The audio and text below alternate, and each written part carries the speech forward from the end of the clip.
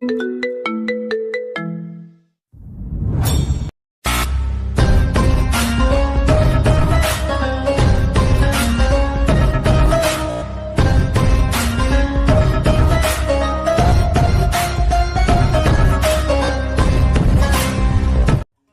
গ্রামে সন্ত্রাসী নাম রায়ান।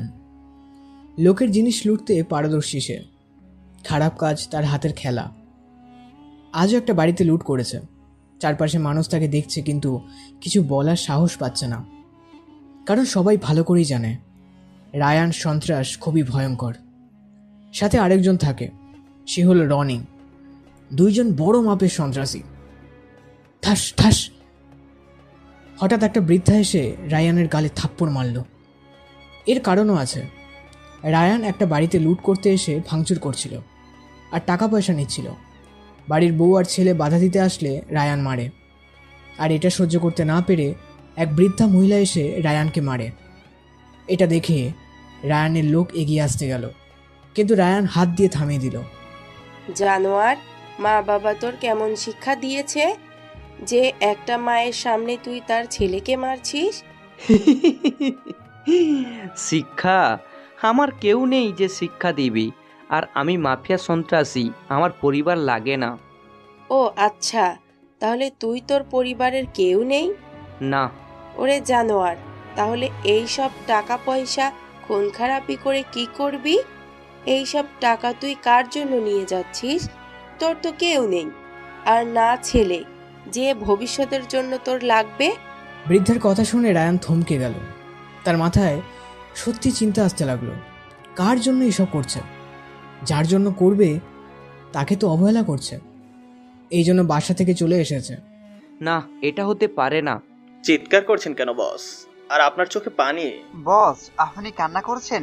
কেন আমি কান্না করতে পারি না? রায়ান এটা বলে কান্না করতে লাগলো বৃদ্ধার সামনে। মা, আপনার মতো আমাকে কেউ শাসন করেনি, এই জন্য আমি এমন। তুই আমাকে মা বললি? তাহলে এই সব কাজ ছেড়ে দে বাবা। ঠিক আছে মা, এই তোরা সব্বার জিনিস ফেরত দে। কিন্তু বস, এই কাজ ছেড়ে দিলে খাবো কি? যেটা বললাম সেটা আগে কর। বসের কথা মতো সবাই লুট করা জিনিস ফেরত দিল। রাস্তা দিয়ে ছুটে চলছে একটা মহিলা, কোলে তার 2 বছরের বাচ্চা, সাথে 7 বছরের একটা মেয়ে। কোনভাবে বাচ্চা মেয়েটি নিজের মায়ের সাথে ছুটে চলছে। পেছনে কিছু লোক তাড়া করছে। মহিলা দেখলো দৌড়ে তাদের সাথে পারবো না, এই জন্য চারপাশে তাকাতে লাগলো কোথাও পালানো যায় কিনা। আর সেটা পেয়েও গেল। পাশের পাঁচিলে সাইড লুকিয়ে পড়ল। নিজের মেয়েকে চুপ থাকতে বলে কিছু সময় লোকগুলো খোঁজাখুঁজি করে চলে গেল, আর মহিলাটি সেখানে বসে রাত পার করতে লাগলো। পরের দিন সকালে মহিলাটি একটা মসজিদের সামনে আসলো। মা, আমার খিদা লেগেছে। আচ্ছা সোনা, তুমি তোমার ভাইকে নিয়ে এখানে বসো, আমি দেখছি। মহিলাটি দুইজনকে রেখে চলে গেল খাবারের খোঁজ করতে। মেয়েটি নিজের কোল থেকে ভাইয়াকে নামিয়ে সানের ওপর শুয়ে দিল আর মসজিদ সামনে রাস্তায় গেল। নাজমুল সাহেব মসজিদে ঢুকতে গিয়ে দেখলো একটা ছোট্ট বাচ্চা ছেলে কান্না করছে। তিনি সাথে সাথে দৌড়ে গিয়ে কোলে তুলে নিল। বাচ্চাটি এইভাবে কান্না করছে কেন? খিদে লাগছে নাকি? আর এইখানে বা ফেলে রেখে গেল কেন? নাকি এটা কারোর পাপের ফসল? নাজমুল অনেক চিন্তা করে বাচ্চাটা নিয়ে হাসি মুখে সেখান থেকে চলে গেল। আজ থেকে তুই আমার বাঁচার উপায়। তোরে নিয়ে আমি ঢাকা শহরে গিয়ে নতুন করে জীবন শুরু করব। মহিলা দুর্বল শরীর নিয়ে রাস্তা পার হতে ছিল, তখন একটা খালি রিক্সা এসে তাকে বাঁধিয়ে দিল। সাথে সাথে রাস্তায় পড়ে গেল। রিক্সাওয়ালা রিক্সা থেকে নেমে মহিলাটির কাছে গেল। মা, তুমি ঠিক আছো তো? জি চাচা, ঠিক আছি। তুমি এই দুর্বল শরীর নিয়ে ঘুরে বেড়াচ্ছ কেন? আসলে চাচা, খুব বিপদে পড়েছি। আমার 2 ছেলে মেয়ে না খেতে পেয়ে কান্না করছে। আহারে, আচ্ছা ঠিক আছে, তুমি রিক্সা ওঠো, আমি তোমাকে সাহায্য করছি। অনেক অনেক ধন্যবাদ আপনাকে। লোকটি নিতান্তই ভালো, না হলে কাউকে এইভাবে সাহায্য করতে চাইতো না। মহিলাটি রিক্সায় উঠে বসল। লোকটি নিজের রিক্সা চালাতে শুরু করলো। মহিলাটির বলা রাস্তায় চলে যেতে লাগলো। ছোট্ট বাচ্চা মেয়েটি রাস্তায় দাঁড়িয়েছিল। তখনই একটা প্রাইভেট কার এসে পড়লো আর মেয়েটি ধাক্কা খেয়ে মাটিতে পড়ে গেল। সাথে সাথে অজ্ঞান হয়ে গেল। গাড়ি থামিয়ে দ্রুত গাড়ি থেকে নামলো একটি লোক, যার নাম সাহেদ। নেমে দেখলো একটি বাচ্চা মেয়ে। এই দেখ, এখনো বেঁচে আছে নাকি? সাহেদের কথা শুনে ড্রাইভার দেখলো এখনো বেঁচে আছে। স্যার এখনো বেঁচে আছি। চারপাশে দেখো, কাউকে দেখতে পাও নাকি? ড্রাইভার চারপাশে খোঁজ করে কাউকে পেল না। স্যার কেউ নেই। আচ্ছা ঠিক আছে, তাড়াতাড়ি গাড়িতে তোলো, সুস্থ হলে ঠিকানা নিয়ে দিয়ে যাব। সাহিদের কথা শুনে ড্রাইভার মেয়েটিকে গাড়িতে বসালো আর সেখান থেকে চলে গেল। মহিলাটি রিকশায় চড়ে সেই মসজিদের সামনে আসলো, কিন্তু গেটের কাছে কাউকে দেখতে পেল না। তাড়াতাড়ি নেমে সারা জায়গা খুঁজলো, কিন্তু পেল না। পাগলের মতো কান্না করতে লাগলো। আমার ছেলে মেয়ে, আমার সন্তান কোথায় গেল ওরা? মা, তুমি শিওর তো তোমার সন্তানদের এইখানে রেখে গেছিলে? হ্যাঁ, আমার ঠিক মনে আছে। দুইজন অনেক খুঁজলো, কিন্তু পেল না। মহিলাটি কান্না করতে লাগলো। দেখো, কান্না করে লাভ নেই, অনেক তো খুঁজলে, তাছাড়া এইসব জায়গা খুঁজলাম। আমার এখন কি হবে? স্বামী সন্তান সব হারালাম। আমার একটা ছোট্ট নাতি আছে, তারা বাবা মা নেই, আর তুমি তোমার সন্তান হারিয়েছ। তাই বলছিলাম যে তুমি যদি আমার সাথে থাকো আর আমার নাতিটারে মানুষ করো। কিন্তু আমার ছেলে মেয়ে? ওদের আমি খুঁজতে থাকবো। ঠিক আছে চাচা। চাচা নয়, আজকে থেকে বাবা বলে ডেকো।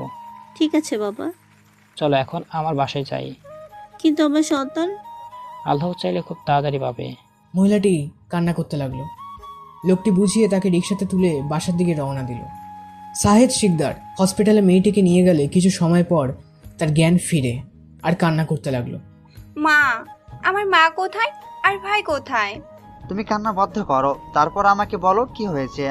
আমার মা, ভাই ও মসজিদের কাছে ছিল, আমি এখনই সেখানে যাব। ঠিক আছে, আমি তোমাকে এখনই সেই জায়গায় নিয়ে যাচ্ছি। সাহেদ মেয়েটিকে নিয়ে আবার আগের সেই মসজিদের কাছে আসলো। মেয়েটি চারপাশে কাউকে দেখলো না, এমনকি নিজের ভাই ছিল তাকেও পেল না। এটা দেখে মেয়েটি খুব কান্না করতে লাগলো। আমার মা, ভাই তারা কোথায়? খুব কান্না করতে লাগলো হেঁচকি তুলে।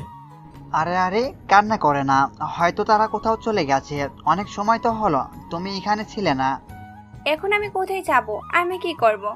চিন্তা করতে হবে না, তুমি আজ থেকে আমার সাথেই থাকবে। কিন্তু আমার মা? তোমার মাকে অবশ্যই পাবো, তাছাড়া তুমি আমার কাছে নিজের মেয়ের মতো করে রাখবো। যাবি আমার সাথে? ঠিক আছে। মেয়েটি মাথা ঝাঁকিয়ে হ্যাঁ বলল। শাহেদ মেয়েটিকে নিয়ে নিজের বাসায় দিকে গেল। কিছু মুহূর্ত মাঝে সব উল্টোপাল্টা হয়ে গেল। কার ছেলে মেয়ে কার কাছে গেল, ভবিষ্যতে কি হবে তা অজানা। দীর্ঘ 5 বছর পর পড়াশোনা শেষ করে বাসায় ফিরছে আজ মাহিম শাহরিয়ার। এই জন্য পুরো শাহরিয়ার ভবন সাজিয়েছে মাহিমের বাবা নাজমুল শাহরিয়ার। দুপুর গড়িয়ে বিকেল হয়েছে। এই সময় ঢাকা শহরে বেশিরভাগ মানুষ ঘুরতে ব্যস্ত, আবার কেউ নিজের কাজ। ভিড়ের মাঝে মাহিম নিজের গাড়ি করে বাসায় ফিরছে। সামনেও পিছনে 2টা করে গাড়ি, যেটাই মাহিমকে প্রোটেক্ট দেওয়ার জন্য। হঠাৎ গাড়ি পরপর থেমে গেল। মাহিম সামনে তাকিয়ে দেখলো গাড়ি ট্রাফিকে আটকে পড়েছে। মাহিম বিরক্ত নিয়ে পাশে জানালা খুলে রাস্তার পাশে চোখ যেতে তার চোখ থমকে গেল। এক রূপসী মেয়ে ফুচকার দোকানে বসে বান্ধবীদের সাথে ফুচকা খাচ্ছে। মাহিম তার সম্পূর্ণ মুখ দেখতে পারছে না, কারণ পাশে আরেকটি গাড়ি দাঁড়িয়ে আছে। মাহিম অনেক চেষ্টা করলো, কিন্তু ব্যর্থ হলো। মেয়েটির হাতে সুন্দর করে কিছু লেখা, কিন্তু দূরে থেকে বুঝতে পারল না। হঠাৎ গাড়ি চলতে শুরু করলো। কিছু সময়ের জন্য মাহিমের সামনে মেয়েটির চেহারা ভেসে উঠল। মাহিমের মুখ দিয়ে একটা কথাই শোনা গেল, অপরূপ সুন্দর বালিকা তুমি। শাহরিয়ার ভিলার গেটের দরজা খুলে দিলে পরপর গাড়ি প্রবেশ করলো। ঢাকা শহরে যদি কিছু নামি দামি বাড়ি থেকে থাকে, তাহলে তার মাঝে এই শাহরিয়ার ভিলা অন্যতম। গার্ড এসে গাড়ি দরজা খুলে দিল। মাহিম বের হওয়ার সাথে সাথে সবাই ফুল মারতে লাগলো। নাজমুল সাহেব এসে নিজের ছেলেকে জড়িয়ে ধরল। কেমন আছো মাইসান? আলহামদুলিল্লাহ, তুমি কেমন আছো? তুই চলে আসছিস? এখন আমি অনেক ভালো। চল ভিতরে, কতদিন পর বাড়ি ফিরে আসলি। নাজমুল নিজের মাহিমকে নিয়ে বাড়ির ভিতরে গেল আর বাকিদের মাহিমের জিনিস আনতে বলল। বাড়ির ভিতরে প্রবেশ করলো। একজন ঠান্ডা পানি আর শরবত এনে দিল। মাহিম সোফায় বসে সেটা পান করলো। বাবা, আমার খুব ক্লান্ত লাগছে, আমি ফ্রেশ হয়ে আসি। আমার রুমের সব ঠিক আছে তো? সব ঠিক করে রেখেছি, তুই আসার আগেই। আমার ব্যাগগুলো আমার রুমে পাঠিয়ে দিও। এই কথা বলে মাহিম দোতলায় নিজের রুমে চলে গেল। আর নাজমুল বলতে লাগলো, ভাবি, আজ আমার ছেলে আসছে, তোমাকে তো রান্না করতে বলেছিলাম, করেছো তো? সব রেডি। ঠিক আছে। ঢাকা শহরের চারপাশে শুধু অলিগলি, হাউজিং স্টেটের একটা বাড়িতে, সেখানে মালেকা নামের এক মহিলা, সাথে তার বাবা আর মেয়ে বাস করে। হঠাৎ একটি মেয়ে নিজের স্কুটি থামিয়ে দৌড়ে নিজের ভাষায় ঢুকলো, আর বাড়ির ভিতরে মালেকা নিজের কাজ করছিল। মেয়েটি গিয়ে তাকে জড়িয়ে ধরে ঘুরতে লাগলো। আম্মু, আমার আম্মু। আরে আরে থামো, এত ঘোরাস না। কি হয়েছে যে আমার মেয়ে এত খুশি? আম্মু, আমার জব হয়ে গেছে। তাহলে কি এই জন্যই বান্ধবীদের নিয়ে ঘুরতে গিয়েছিলি? মা, তা বৃষ্টি কোথায়? জব হলো তোর? দাদু শাহরিয়ার গ্রুপ অফ ইন্ডাস্ট্রিয়াস কোম্পানিতে। আলহামদুলিল্লাহ। তারপর বৃষ্টি নিজের ব্যাগ থেকে মিষ্টি বের করে নিজের মাকে এবং দাদুকে খাইয়ে দিল। তো কবে থেকে তোর চাকরি শুরু? এই তো কোম্পানির মালিকের ছেলে যেদিন থেকে জয়েন করবে, আমারও সেদিন থেকে শুরু। আমাকে তার পিএ হিসেবে নিয়োগ দেওয়া হয়েছে। যাই করিস না কেন সাবধান, ছেলে মানুষের থেকে। ঠিক আছে মা। আচ্ছা এখন ফ্রেশ হয়ে নে, আমি তোর খাবার দিচ্ছি। Hello NK. বলেন এমকে বস। আমি দেখা করতে চাই তোমার সেনাদের সাথে। কখন দেখা করতে চান? কালকের মাঝে ব্যবস্থা করে ফেলো। ঠিক আছে বস। এমকে নিজের ডান হাত এনকের সাথে কথা বলে ফোন রেখে দিয়ে ভাবতে লাগলো। একবার যখন আসছি সব অন্যায় চুকিয়ে দিব, হি হি। কথাগুলো বলে এমকে হাসতে লাগলো। রাতে মাহিম নিজের গাড়ি নিয়ে বাইরে বের হলো। অনেকদিন পর নিজের দেশে আসছে, এই জন্য একটু ঘোরাঘুরি করবে। প্রতিবারই মাহিম নিজের গাড়ি নিয়ে রাতের অন্ধকারে বের হয়, কারণ অন্ধকার জিনিসটা তার খুবই প্রিয়। দিনের আলোয় ঘোরাঘুরি শেষ, রাতের ঝিকিঝিকি পোকার ডাক, বিভিন্ন পশু পাখির ডাক, নিরিবিলিভাবে ঘুরতে বরাবরই মাহিমের ভালো লাগে। আজও সেটার ব্যতিক্রম হয়নি। মাহিম গাড়ি নিয়ে বের হওয়ার কিছু দূর যেতে তার গাড়িটি হঠাৎ বন্ধ হয়ে গেল। মাহিম বিরক্ত শোষক গাড়ি থেকে বের হয়ে দাঁড়ালো। তারপর সামনের ইঞ্জিন খুলে দেখলো যে ইঞ্জিন পুড়ে গেছে। ধুর, গাড়ি নষ্ট হবার আর সময় পেল না। এখন আমি কিভাবে ঘুরবো চারপাশ? কথাগুলো বলে মাহিম একটু চারপাশে ঘুরতে লাগলো যে কোনো গাড়ি আছে কিনা, আসছে কিনা। কিন্তু অনেক সময় হয়ে যাওয়ার পরও কোনো গাড়ি আসলো না। তাই মাহিম নিজের বন্ধু নাফিসকে ফোন দিল। হ্যালো নাফিস। হ্যাঁ মাহিম বল। আমি যে দেশে আসছি তোর তো কোনো খোঁজ খবরই নাই। আর বলিস না বন্ধু, একটা কাজে বিজি ছিলাম। তো এখন কি ফ্রি আছিস? হ্যাঁ আছি, কিছু বলবি? তোর বাইকটা নিয়ে এই জায়গায় চলে আয় তো। আচ্ছা ঠিক আছে, তুই অপেক্ষা কর 5 মিনিট, আমি 10 মিনিটের ভিতরে আসছি। আচ্ছা ভাই, তাড়াতাড়ি আসিস। মাহিম নাফিসের জন্য অপেক্ষা করতে লাগলো, কিন্তু তখনই ঘটলো এক বিপত্তি। হঠাৎ রাস্তার পাশে গাছগাছালির ভিতর থেকে কিছু আওয়াজ শুনতে পেল মাহিম। তাই সেই দিকে মাহিম যেতে লাগলো। হঠাৎ দেখতে পেল দুই পক্ষের লোক কিছু ব্যাগ নিয়ে দাঁড়িয়ে আছে এবং কিছু কথা কখন শুনতে পেল। জি বস, এই 1 মাসের ভেতরে সব কাজ হয়ে যাবে। হ্যাঁ, এই কাজটি হয়ে গেলে আমি এরপরে আরো বড় ধরনের প্রজেক্ট নিয়ে কাজ করতে চাই। কিন্তু বস, এর জন্য তো অনেক টাকার প্রয়োজন হবে। সেটা নিয়ে তোদেরকে ভাবতে হবে না। আমি শাহরিয়ার গ্রুপ অ্যান্ড ইন্ডাস্ট্রির কোম্পানিতে কাজ করি, আর সেখানে থেকে টাকা হাতানো আমার বা হাতের খেলা। তাছাড়াও আমার বড় বস আছে, সে তো অঢেল টাকার মানুষ। আচ্ছা ঠিক আছে বস। আর হ্যাঁ, তুই এই ড্রাগসগুলো ঢাকা বিশ্ববিদ্যালয় সভাপতির কাছে পাঠিয়ে দিস। ওকে বস, ঠিক আছে। তো আমাদের পাওনাটা? সে তো অবশ্যই পাবি তুই। এটা বলে মাস্ক পরা লোকটি তার ব্যাগ থেকে একটা বালতি টাকা বের করে অপর পাশের ব্যক্তিদের হাতে ধরিয়ে দিল। এখন তুই যেতে পারিস, আর আমার কাজগুলো যেন সঠিকভাবে হয়। একদম চিন্তা করবেন না বস, আপনার কাজ খুব ভালো মতো হয়ে যাবে। তারপর কথাগুলো বলে দুই দল দুই দিকে চলে গেল। চারপাশে অন্ধকার, সেজন্য মাহিম তাদের মুখ ভালো করে দেখতে পারল না। এরা যে রাতের অন্ধকারে এমন কর্ম করছে, যেভাবে হোক এদের খুঁজে বের করতে হবে আমাকে। আর ওই লোকটি তো বলল যে আমার নিজের কোম্পানিতে কাজ করে, তাহলে কি না খুব তাড়াতাড়ি আমাকে আমার কাজে জয়েন করতে হবে। কথাগুলো বলে মাহিম রাস্তায় চলে আসলো। তার কিছু সময় পরে নাফিস আসলো। সরি বন্ধু, একটু লেট হয়ে গেল। আরে কোনো ব্যাপার না ব্রো, তুই প্রতিবার লেট করলে আজ লেট করে একটু উপকার করেছিস। সেটা কিভাবে? এটা তো না জানলেও চলবে, কিন্তু উপকার করছিস এটাই আলহামদুলিল্লাহ। নাফিস কিছু বুঝতে পারলো না, শুধু ফেল করে মাহিমের দিকে তাকিয়ে রইল। মাহিম নাফিসের মাথায় একটা গাট্টা মেরে বাইকে চেপে বসলো। তারপর দুইজন রওনা দিল অজানা উদ্দেশ্যে। সকালে খাবার টেবিলে বসে আছে মাহিম আর তার বাবা নাজমুল। দুইজন কিছু কথা বলছে আর খাবার খাচ্ছে। বাবা, আমি খুব তাড়াতাড়ি অফিসে জয়েন করতে চাই। কেবল পড়াশোনা করে আসলেই একটু ঘোরাঘুরি করো মাইসান। চিন্তা করতে হবে না বাবা, আমি সব সামলে নিব। তুমি কি শিওর? বাবা। তো কবে জয়েন হবে? কাল থেকেই বাবা। আচ্ছা ঠিক আছে, আমি অফিসে জানিয়ে দিচ্ছি। আর তোমার জন্য ঠিক করা নতুন পিএকে। আচ্ছা বাবা। খাওয়া দাওয়া শেষ করে মাহিম নিজের দাদির সাথে একটু দেখা করে কথা বলে বাড়ি থেকে বেরিয়ে পড়লো। কোথাও যাবার উদ্দেশ্যে বেরিয়ে পড়লো। আম্মু তাড়াতাড়ি খেতে দাও, আমার ভার্সিটিতে দেরি হয়ে যাচ্ছে। রোজ পরে পরে ঘুমাবি, আর সময় শেষ হলে নাস্তার টেবিলে এসে চিল্লাচিল্লি করবি। তুমি তো জানো মা, আমার তাড়াতাড়ি ঘুম ভাঙে না। হ্যাঁ, সেটা জানা আছে তো। তো না দিয়ে আমাকে এত কথা শোনাও কেন? এমনি এমনি তোকে কথা শোনায়? বিভিন্ন কথা বলতে বলতে খেয়ে বৃষ্টি ভার্সিটি যাওয়ার জন্য বেরিয়ে পড়ল। সাথে তার বান্ধবী রিয়া। দুইজন ঢাকা বিশ্ববিদ্যালয়ের ৪র্থ বর্ষের ছাত্রী। মাহিম সিম্পল একটা শার্ট প্যান্ট আর মোটা ফ্রেমের চশমা পরে হেঁটে হেঁটে ঢাকা বিশ্ববিদ্যালয়ের গেটে দিয়ে ভিতরে প্রবেশ করলো। চারিদিকে তাকায় দেখতে দেখতে সামনের দিকে এগিয়ে যেতে লাগলো। হঠাৎ পিছনে থেকে কেউ এসে ধাক্কা খেল। সাথে সাথে মাহিম মাটিতে পড়ে গেল, সাথে পিছনে থাকা ব্যক্তিটাও।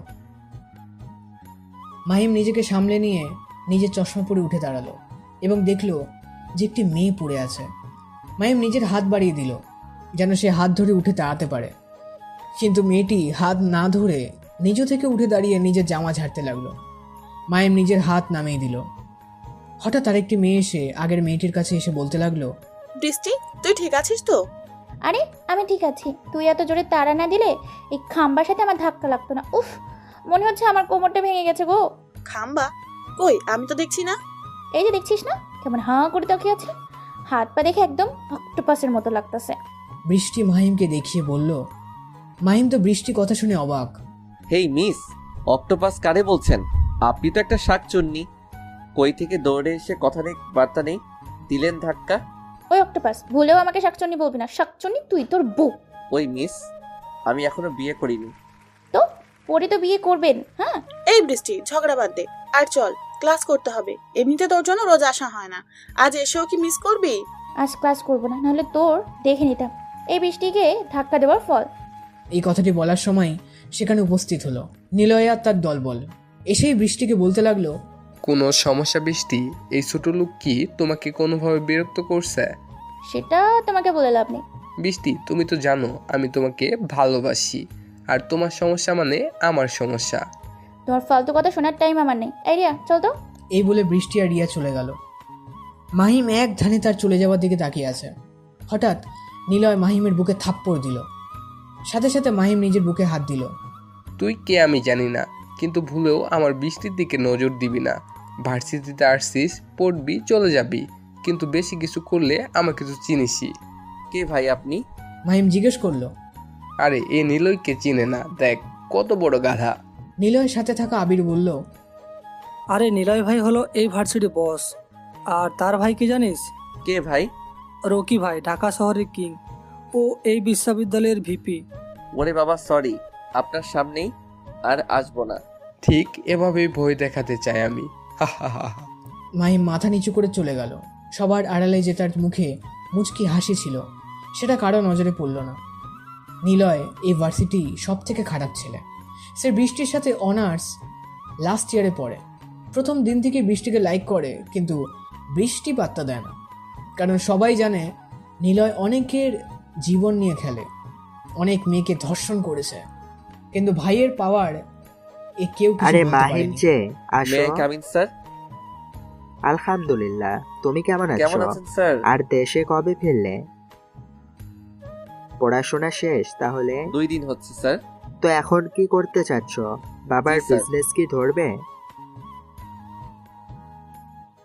সেটাই করব স্যার। ঠিক কিন্তু আছে বলো।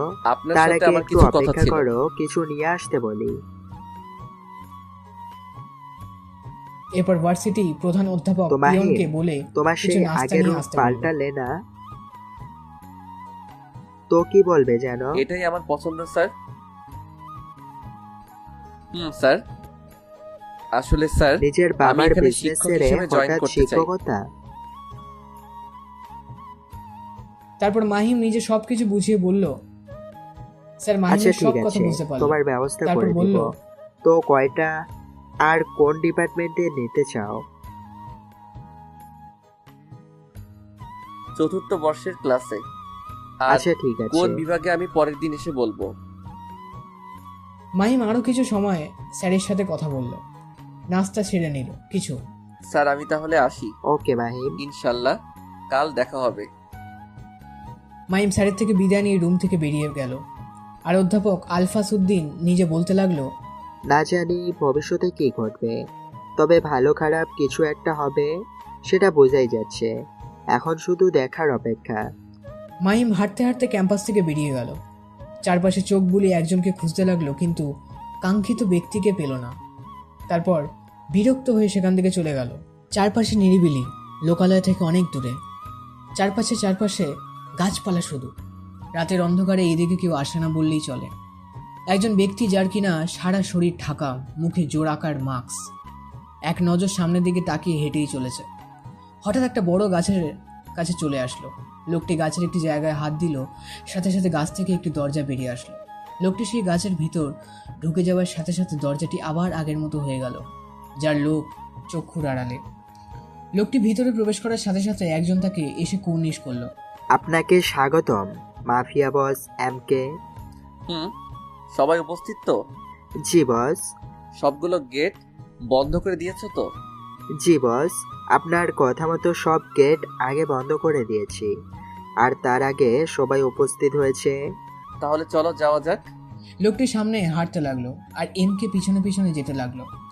MK গিয়ে সবার সামনে থাকা স্টেজে গেল। সবাই তাকে কুর্নিশ করলো। কেমন আছেন আপনারা? ভালো, আপনি? আমিও ভালো আছি। দেশে অনেক অপরাধ বেড়েছে, বিশেষ করে আমাদের দেশের বিশ্ববিদ্যালয়গুলোতে। মেধাবী ছাত্রছাত্রীদের মাঝে ড্রাগস ছড়িয়ে দেওয়া হচ্ছে, আরো অনেক ধরনের মাদকদ্রব্য। আমাদের এখন কি করতে হবে? বেশি কিছু করতে হবে না।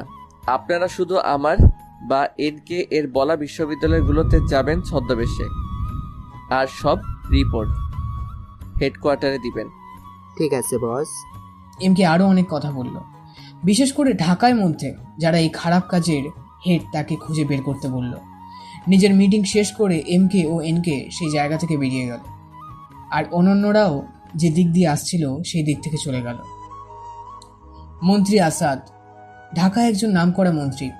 সবার কাছে তিনি ভালো মানুষ। গরিব মিসকিনকে সাহায্য করা তার মূল ধর্ম। আজকেও মিরপুর 12-তে অন্ন বস্ত্র বিতরণ করছে। ঠিক সেই সময় তার কাছে একটা ফোন আসলো। বস, একটা খারাপ খবর আছে। আমি এখন কাজে ব্যস্ত আছি, রাতে অফিসে চলে আসিস, সেখানে কথা হবে। ঠিক আছে স্যার। আসাদ ফোন কেটে ভাবতে লাগলো, কি এমন খারাপ হয়েছে? তখন পাশ থেকে তার ভাই শুভ বলল, ভাই কি এত ভাবছেন, মানুষ দাঁড়ায় আছে তো। তেমন কিছু না। এটা বলে আবার বিতরণ করতে লাগলো। কিন্তু মনের মাঝে কি খারাপ ঘটেছে সেই চিন্তা ভাবনা চলছে। এক একজন করে নিয়ে যাচ্ছে আর আসাদকে দোয়া করে যাচ্ছে। রাতের খাবার খেতে বসেছে বৃষ্টি, তার মা আর দাদু। আমু, কালকে তো খুব তাড়াতাড়ি ডাকবে। এটা তো রোজ বলিস, কিন্তু ডাকলে তো উঠিস না। আরে না, কাল ডেকো, আমি উঠবো, না হলে অফিসে যেতে দেরি হয়ে যাবে যে। কাল থেকে তোর অফিস শুরু। মা, স্যার যেতে বলেছে, কাল নাকি নতুন MD আসবে। সে যাই হোক দিদিমণি, তুমি অফিসে যাবে, কিন্তু বড়লোকদের সাথে বেশি মিস বা দরকার নেই, কারণ তারা বেশিরভাগই অনেক খারাপ হয়ে থাকে। ঠিক আছে দাদু, তোমার কথা আমার খুব মনে থাকবে। তো বৃষ্টি, তুই যদি অফিসে যাস তাহলে ভার্সিটিতে ক্লাস করবি কিভাবে? আমি তো অফিসে তত সময় থাকবো যত সময় MD স্যার থাকবেন। তাছাড়া ভার্সিটিতে গুরুত্বপূর্ণ ক্লাস না হলে তেমন একটা যাব না। দেখ তোর যেটা ভালো মনে হয়, কিন্তু এই অফিসের পাল্লায় পড়ে যেন লাস্ট ইয়ারে এক্সামে রেজাল্ট খারাপ না হয়। এটা নিয়ে একদম চিন্তা করতে হবে না মা তোমাকে। আরো কিছু সময় কথাবার্তা বলে খাওয়া দাওয়া শেষ করলো। তারপর সবাই টিভি দেখতে লাগলো। অন্যদিকে, বাবা, কাল তো আমি অফিসে যেতে চাচ্ছি, তুমি কি বলো? ঠিক আছে, তাছাড়া আমি তোমার নতুন পিএকে বলে রেখেছি যে তুমি কাল অফিসে যাবে। ও আচ্ছা, কিন্তু বাবা, আমি তো অফিসের ছদ্মবেশী হিসেবে যেতে চাই, একজন কর্মচারী হিসেবে। নিজের অফিসে তাও কর্মচারী হিসেবে কেন যাবে মাহিম? বাবা, আমাদের ভালোর জন্যই আমি এই কাজটি করতে চাচ্ছি, তাই এটাই ভালো হবে যে আমি অফিসে যাচ্ছি, আর আমার পরিচয় কাউকে না দিলেই ভালো হয়। ঠিক আছে, তুমি এখন তোমার ভালো মন্দ সবই বুঝতে শিখেছো, তাছাড়া তো এখন থেকে তুমি ভালো মন্দ সবই দেখবে। বাবা। খাওয়া দাওয়া করে মাহিম নিজের রুমে চলে আসলো। তখনই তার ফোনে একটা কল আসলো। হ্যালো বস, আপনি যে মেয়েটির বিষয়ে খোঁজ নিতে বলেছিলেন, আমি সব খোঁজ খবর নিয়েছি। ঠিক আছে, মেয়েটির ডিটেলস আমাকে ইমেইল করে দাও। ওকে বস। মাহিম ফোন রেখে নিজের ল্যাপটপ নিয়ে বসে পড়ল। কিছু সময় পরে একটা মেল আসলো। সেটা ওপেন করে তার মুখে মুচকি হাসি ফুটে উঠল। বাহ, বৃষ্টির সব ডিটেলস দেখছি এখানে আছে, কিন্তু এখানে তো দেখছি সে আমার অফিসে আমার নতুন পিএ। এখন কি করব? আমি যদি তার টিচার হই, আবার অফিসের এমডি, তাহলে তো একটু ঝামেলা হয়ে যাবে। কিছু একটা তো বুদ্ধি বের করতে হবে। তারপর মাহিম সম্পূর্ণ ডিটেলস খুঁটিয়ে খুঁটিয়ে দেখতে লাগলো আর নিজেকে সিক্রেট রাখার উপায় খুঁজতে লাগলো। হঠাৎ তার মাথায় নাফিসের কথা মনে পড়লো। সাথে সাথে নিজের ফোন বের করে নাফিসকে কল করলো। ওই নাফিস, তুই কোথায় রে? এই তো আমি বাসাতেই আছি, কেন বলো? একটু ব্রিজের উপর আয় তো, তোর সাথে একটু কথা আছে। আচ্ছা ঠিক আছে, তুই আয়, আমি আসছি। মাহিম ফোন কেটে দিয়ে নিজের বাড়িতে বেরিয়ে পড়ল। 15 মিনিট পর। তো হঠাৎ এখানে আসতে বললে কেন মাহিম? দোস্ত, আমাকে একটু সাহায্য করবি? কি সাহায্য লাগবে সেটা বল। আমার অফিসে তুই কয়েকদিন এমডি হয়ে যাবি। কি? এমন কি? তাও আমি কোনোভাবেই সম্ভব নয়। প্লিজ দোস্ত, এই হেল্পটা কর। কিন্তু তুই থাকতে আমি কেন? আমারও তো অনেক কাজ আছে। ওরে গাধা, বেশি সময় থাকতে হবে না। তবুও এটা কেমন যেন দেখায়। বেশি সেন্টিমেন্ট খেতে হবে না তোর। তোকে যেটা বললাম সেটাই করবি, আমি আর কিচ্ছু জানি না। আচ্ছা ঠিক আছে, তোর কথাই রইলো, কিন্তু তুই কি করবি? আমি কি করব কালকে দেখতে পারবি। কিন্তু একটা কথা, তুই কিন্তু অফিসে গিয়ে আমার সাথে কথা বলবি না, মানে অপরিচিত হয়ে থাকবি। আল্লাহ জানে তোর মাথায় কি না কি চলছে। যা কিছু চলছে ভালোর জন্যই চলছে, সময় হলে ঠিক বুঝতে পারবি। আমাকে কি একটু বলা যায়? শুধু এইটুকু শুনে রাখ, যা করছি দেশের ভালোর জন্যই করছি। তাছাড়া এখানে আমার নিজের একটু ব্যক্তিগত কারণ আছে। কি কারণ রে ভাই? ভাবি পেলি নাকি? ওই তেমনই কিছু একটা, তোকে সব পরে বলবো নে। ওকে। আর হ্যাঁ, কি করতে হবে না হবে আমি তোকে সব জানিয়ে দেব। আচ্ছা। তারপর নাফিস ও মাহিম আরও অনেক সময় নিজেদের মধ্যে আলোচনা করলো আর আড্ডা দিতে লাগলো। কিছু সময় আড্ডা দিয়ে দুইজন নিজেদের বাড়ির দিকে রওনা দিল। খুব তাড়াতাড়ি আমি সব কিছু শেষ দেখে নিব। তাছাড়া আমার মনে ধরা ব্যক্তিটিকেও আমার মনের কথা জানিয়ে দিব। এখন শুধু সময়ের অপেক্ষা। রাত 10টা। নিজের অফিসে বসে আছে আসাদ। দেখে মনে হচ্ছে কারোর জন্য অপেক্ষা করছে। ভাইজান, আপনি বাড়ি যাবেন না? যাব। এখানে একজনের আসার কথা ছিল, তাই। আমার মনে হয় না সে আসবে। তার কথায় কোনো কথা নড়চড় হয় না। বলেছে যখন নিশ্চিত আসবে। কিছু সময় অপেক্ষা করার পর মুখ থেকে একজন আসলো, যার চোখ দুটো ছাড়া কিছুই দেখা যাচ্ছে না। সরি বস, আসতে একটু লেট হয়ে গেল। এত ফর্মালিটি না দেখে এটা বল যে কি খবর আনছিস। বস, কে যেন আপনার কুষ্টিয়া শাখার লোককে মেরে ফেলেছে। কি? কার এত বড় সহজ যে আমার লোককে মেরেছে? সেটা এখনো বুঝতে পারিনি, কিন্তু তার লাশের পাশে একটা জোকার ম্যাক্স ছিল। Joker max? এটা বলেই আসাদ কিছু একটা ভাবতে লাগলো। কি হলো ভাই, কি ভাবছেন? ভাবছি কে এমন করতে পারে। এই পদ্ধতি তো একজন খুন করে। কার কথা বলছেন বস? আজ থেকে 4 বছর আগে ঠিক এইভাবেই এমকে নামের ছদ্মবেশী মাফিয়া খুন করত। আর তারপর তাকে হঠাৎ গায়েব হয়ে যাওয়া দেখি। কিন্তু শুধু বাংলাদেশ থেকে অন্য দেশে তার রাজ্য বিস্তার করেই গেছে, বিশেষ করে ইউএসএ। ভাই, এই খুনের মানে তো সে এখনো বাংলাদেশে। এখন কি করব? তেমন কিছু না, বেশি বাড়লে খতম করে দিব। আমার এলাকায় আসলে আর তুই খোঁজ লাগা এই খুনের রহস্য। ঠিক আছে বস, এখন তাহলে আমি যাই। যেতে পারিস। লোকটি চলে গেল। তখন শুভ বলল, ভাই, এমকে নয়ন হয়তো তোমার দিকে পড়েছে। পড়তে দে, আমিও তার সাথে খেলতে চাই, দেখি কতটা বড় হয়েছে সে। আমু, তাড়াতাড়ি আমাকে খেতে দাও। স্যার বলেছিল যে 8টার আগে অফিসে যেতে, আর এখন 8টা বাজতে চলো, আর তুমি খেয়ে বলে আমাকে ডেকে তুললে। বৃষ্টি বলল, তোর তো কখন থেকেই ডাকছে, কিন্তু তুই ওঠার নামই নিস না। খা। বৃষ্টির মা বৃষ্টিকে খেতে দিল। বৃষ্টি কোনো রকম খেয়ে তাড়াতাড়ি ব্যাগ নিয়ে বেরিয়ে গেল। সাবধানে যাস বৃষ্টি। ঠিক আছে মা। মাহিম খাওয়া দাওয়া সেরে কম দামি পোশাক পরে বেরিয়ে পড়ল। কিছু সময় পরে শাহরিয়ার কোম্পানির সামনে চলে আসলো। অফিসে ঢোকার আগে একটা মাস্ক পরে নিল, যাতে তাকে কেউ চিনতে না পারে। মাহিম লিফটে প্রবেশ করলো, কিন্তু একটু সময় বাদে তাড়াহুড়া করে এক মেয়ে প্রবেশ করলো। অসাবধানতার কারণে মেয়েটি এসে মাহিমের গায়ের উপর পড়ল। মেয়েটি তাড়াতাড়ি নিজেকে সামনে নিল। আরে, এটা সেদিনের সেই মেয়েটা যার তার সাথে ধাক্কা খাই নাকি আল্লাহ জানে। মাহিম মনে মনে বলল, সরি মিস্টার, আমি দেখতে পারিনি। It's okay. যাক, তাহলে আমাকে চিনতে পারিনি। মাহিম নিজের মনেই বলল। আসলে লিফটে আসা মেয়েটি হলো বৃষ্টি। দেরি হয়ে যাবার কারণে তাড়াতাড়ি করে লিফটে ঢুকতে গিয়ে মাহিমের সাথে ধাক্কা খায়। সবাই দাঁড়িয়ে আছে নতুন এমডিকে বরণ করে নেওয়ার জন্য। কিছু সময় পর নতুন এমডি আসলো। তারপর বৃষ্টি গিয়ে তাকে ফুল দিয়ে শুভেচ্ছা জানালো। আপনাকে আমাদের সবার পক্ষ থেকে স্বাগতম স্যার। ধন্যবাদ। নতুন এমডি অফিসে এসে হল রুমে আসলো। আমার নাম নাসিব শাহরি, আর আপনাদের নতুন অ্যাডমিন। আগে কেমন কাজ হয়েছে জানি না, কিন্তু আজ থেকে আমার স্টাইলে কাজ হবে। কেউ ফাঁকি দিলে তাকে আর অফিসে আসতে হবে না। এখন যে যার কাছে যাও। নাফিস প্রথম দিন এসে এমন কথা বলবে অফিসে কেউই আশা করেনি। সবাই যে যার কাজে চলে গেল। মিস বৃষ্টি, আপনি আমার রুমে আসুন। এটা বলে নাফিস চলে গেল। মাহিম ঠিক এমডির পাশের রুমে বসে কাজ করছে। নাফিস রুমে যাবার সাথে সাথে বৃষ্টির রুমের দরজার কাছে এসে হাজির হলো। বেশ কিছু সময় দাঁড়িয়ে থাকার পর দরজায় নক করলো। ভেতরে আসতে পারি স্যার? হ্যাঁ, আসো। অনুমতি পেয়ে বৃষ্টি ভিতরে প্রবেশ করলো। তুমি আমার নতুন পিএ। পিএর কাজ সম্বন্ধে কোনো কিছু ধারণা আছে তোমার? না স্যার, কিন্তু খুব তাড়াতাড়ি হয়ে যাবে। আচ্ছা ঠিক আছে, এর আগের সকল ফাইলগুলো আমার কাছে নিয়ে আসো। ঠিক আছে স্যার। বৃষ্টি বাইরে এসে ম্যানেজারের কাছ থেকে পুরনো ফাইলগুলো নিয়ে এসে নাফিজের কাছে দিল। তারপর আবার বাইরে চলে আসলো। কিছু সময় পর নাফিস পিয়নকে ডাকলো। শোনো, এমডের পাশের রুমে যে একটি ছেলে আছে তানভীর, তাকে আমার কাছে নিয়ে আসো। লোকটি এসে দেখলো যে একটি ছেলে বসে কাজ করছে, তাই তাকে বলল, আপনি কি এই অফিসে নতুন? জি। আপনাকে এমডি স্যার ডাকছে। ঠিক আছে।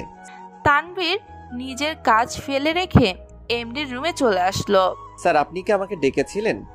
নাফিস কিছু সময় তানভীরের দিকে তাকিয়ে বলতে লাগলো, এখানে সব পুরনো ফাইল আছে, এসব হিসাব করে দেখো ঠিক আছে কিনা। ঠিক আছে স্যার। আর হ্যাঁ, কোনো ভুল ত্রুটি হয়ে থাকলে সাথে সাথে আমাকে জানাবে। আচ্ছা ঠিক আছে।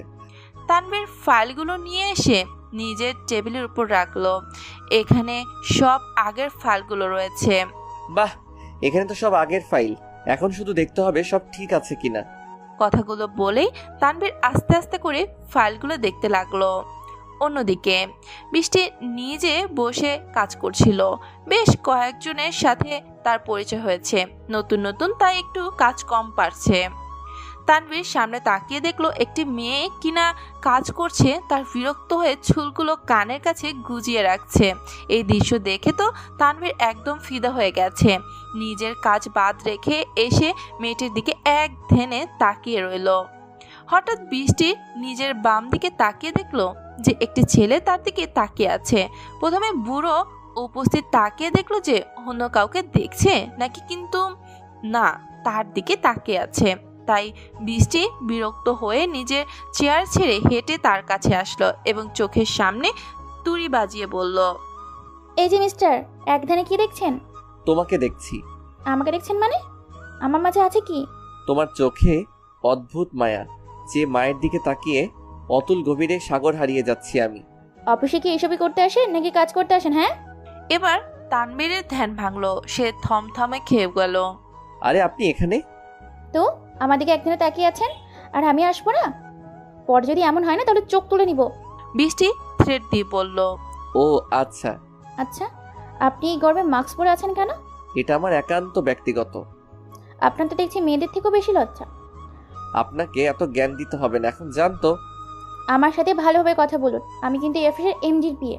এই কথা শুনে তানবীর তাড়াতাড়ি উঠে দাঁড়ালো আর বলল, সরি ম্যাম। ইটস ওকে, মন দিয়ে কাজ করেন, কোনো মেয়ের দিকে না তাকে। আরও কিছু সময় থ্রেড দিয়ে বৃষ্টি সেখান থেকে চলে গেল আর তানবীর তার চলে যাওয়ার দিকে তাকিয়ে রইল। তারপর রাতের অন্ধকারে কিছু ঘটে চলেছে যা মানুষের কাছে অজানা। এক মেয়ে কান্না করে বলল, প্লিজ স্যার, আমাকে ছেড়ে দিন।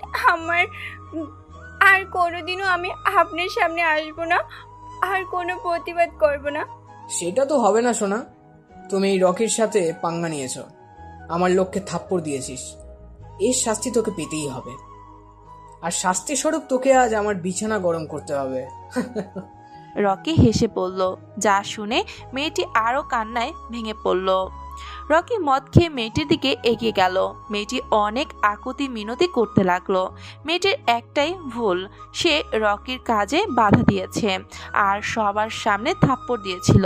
এর জন্য রকি তাকে তুলে এনেছে। আমাকে মাফ করে দিন, এমন ভুল আর কোনোদিন হবে না। সে আমি শুনছি না, কারণ আমি এই ঢাকা সিটির কিং, আর তুই কিনা আমার সাথে খারাপ ব্যবহার করিস, এর ফল তোকে পেতেই হবে। প্লিজ আমার এত বড় সর্বনাশ করবেন না। মেয়েটির মিনতি রকি শুনল না, চুল ধরে দেয়ালের সাথে চেপে ধরলো। মেয়েটি চিৎকার করতে লাগলো, কিন্তু শোনার মতো কেউ নেই। বাইরে দারোয়ান দাঁড়িয়ে আছে, যেন কেউ না আসতে পারে তাই। না জানি এই পশুটা আর কতজন মেয়ের জীবন শেষ করবে এইভাবে। কেউ কি আসবে না যে এই শয়তানকে শেষ করতে? হে আল্লাহ, আর কত দাঁড়িয়ে থেকে এইভাবেই নিজেকে পাপী বানাবো। দারোয়ান লোকটি নিজের মনে মনে কথাগুলো বলতে লাগলো। নিজের রুমে বসে কাজ করছে মাহিম। অফিসের কাজ বাদেও তাকে আরো কিছু কাজ করতে হয়, সেটা সবার অজানা। নিজের অফিসে কে যে এভাবে দুর্নীতি করছে আমাকে খুঁজে বের করতেই হবে। এই 2 বছরে এত এত টাকা সরানো হয়েছে বুঝতেই পারিনি আব্বু। হয়তো বাহ্যিক কাজের জন্য এদিক নজর দেয়নি, কিন্তু ম্যানেজার আঙ্কেল তো সব দেখার কথা, নাকি এইসব কাজের জন্য? কিছু মাথায় আসছে না, কি করবে বুঝতে পারছে না। যা করতে হবে ভেবে চিন্তে করতে হবে। মাহিম নিজের কাজ বন্ধ রেখে হঠাৎ কিছু একটা ভাবতে লাগলো। তারপর হঠাৎ মুচকি হেসে বলল, উফ, এই মেয়েটা আমার ভাবনার মাঝেও চলে আসছে। এই 2টি দিনে এমন অবস্থা, না জানি ভবিষ্যতে কি হবে। বৃষ্টি, কি সুন্দর নাম! ইস, আমার নাম যদি মাহিম না হয়ে মেঘ হতো, তাহলে কি সুন্দর নামটা মিলে যেত মেঘের বৃষ্টি। মাহিম এইসব ভেবে মুচকি হাসতে লাগলো। অন্যদিকে বৃষ্টি আর রিয়া ভিডিও কলে কথা বলছে। কি রে দোস্ত, তোর অফিস কেমন কাটলো? অফিসে মানুষজন তো ভালোই ছিল, কিন্তু আমার যে বসকে খুব রকচটা, তো অদ্ভুত একটা জিনিস পড়ে যায়। কি রে? আরে আর বলিস না ভাই, এক শালা আমাদেরকে ট্যাপট্যাপ করে তাকিয়েছিল অফিসের মাঝে। তারপর তারপর তারপরে কি, আমি কি একটু ধমক দিয়ে আসলাম। ছেলেটিকে দেখতে কেমন রে? আরে ভাই, সারাক্ষণ মাস্ক পরে থাকে, সেই জন্যই তো আমি তার মুখ দেখতে পারিনি। ও আচ্ছা, হ্যান্ডসাম হলে আমার সাথে প্রেম করিয়ে দিস। শালা। এইভাবে তারা দুজন অনেক সময় গল্প করতে লাগলো। কি হচ্ছে এখানে? কিছু লোক ট্রাকের মধ্যে মালপত্র তুলতেছিল। তখনই দূর অন্ধকার থেকে কারোর কণ্ঠ শুনতে পারলো। চারপাশে খুঁজতে লাগলো তারা। দূর থেকে কে কথা বলছিস? সাহস থাকলে সামনে আয়। আমি সামনে আসলে তোরা কেউ জ্যান্ত ফিরতে পারবি না। তুই কাদের থ্রেট দিচ্ছিস সে জানিস? কে তোরা, আমিও একটু শুনি। আমরা হলাম এই ঢাকা শহরের কিং রকের লোক। ও তাই নাকি? হ্যাঁ, তাই বলছি সাহস থাকলে অন্ধকার থেকে বেরিয়ে আয়। তার আগে বল, তোরা এই ড্রাগস কোথায় পাচার করছিস? কে তুই যে আমরা তোকে বলতে বাধ্য হব? আমি কে তাই না একটু পরে বুঝতে পারবি আমি কে। এটা বলেই অন্ধকার থেকে হাঁটতে হাঁটতে একটি যুবক বেরিয়ে আসলো, যার মুখে জোকার মাস্ক দেখে বোঝা যাচ্ছে যে মাফিয়ার বস এমন কেউ সে। নিজেকে আড়ালে রেখে জোকার মাস্ক পরে আসলে মনে হচ্ছে আমরা ভয় পেয়ে যাব। হি হি হি, তোরা সারা জীবন ছোট ছোট কুকুর মেরে এসেছিস, বড় বড় বাঘ সামনে আসে তোরা চিনবি কিভাবে? এতদিন পাতি মাস্তানদের সাথে লড়াই করে এসেছিস, আজ সামনে বাঘ এসেছে সেজন্য তোরা চিনতে পারিসনি। কিন্তু খুব তাড়াতাড়ি আমি তোদেরকে বুঝিয়ে দিয়েছি যে আমি কে। ওরে কোথায় কে আছিস? আমাকে ধর, আমি তো ভয় পেয়ে গেছি। লিডার টাইপের ছেলের কথা শুনে বাকিরা সবাই হাসতে লাগলো। মালপত্র সবাই এক জায়গায় রেখে এবার লোকটির সামনে এসে দাঁড়ালো। ভাই, এই শালার সাথে এত কথা না বলে তাড়াতাড়ি একে মেরে আমাদের কাজ করা উচিত, না হলে বড় বস রাগ করবে। হ্যাঁ, তুই একদম ঠিক বলেছিস। যা কেউ একজন গিয়ে এই শালাকে মেরে আয়। লিডার ছেলেটির কথা শুনে কে একজন মারার জন্য এগিয়ে আসলো। যখনই কে ছুরি দিয়ে আঘাত করতে যাবে, দূর থেকে একটি বুলেট এসে তার মাথা ফেদ করে বেরিয়ে গেল, সাথে সাথে ধূপ করে মাটিতে পড়ে গেল। এটা দেখে বাকি লোকগুলো আতঙ্ক হয়ে উঠল এবং চারপাশে চোখ বোলাতে লাগলো।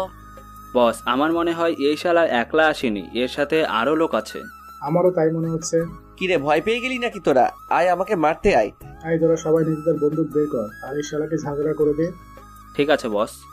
লিডারের কথা শুনে সবাই নিজেদের বন্দুক বের করে কের দিকে তাক করলো, কিন্তু গুলি চালানোর আগে কোথায় থেকে এসে সবার বডি ভেদ করে বেরিয়ে গেল। সাথে সাথে সেখানে লাশের স্তূপ হয়ে গেল। লিডার লোকটি ভয়ে কাঁপতে লাগলো। কে তুই যে এক নিমিষে আমার এত লোককে তুই মেরে ফেললি?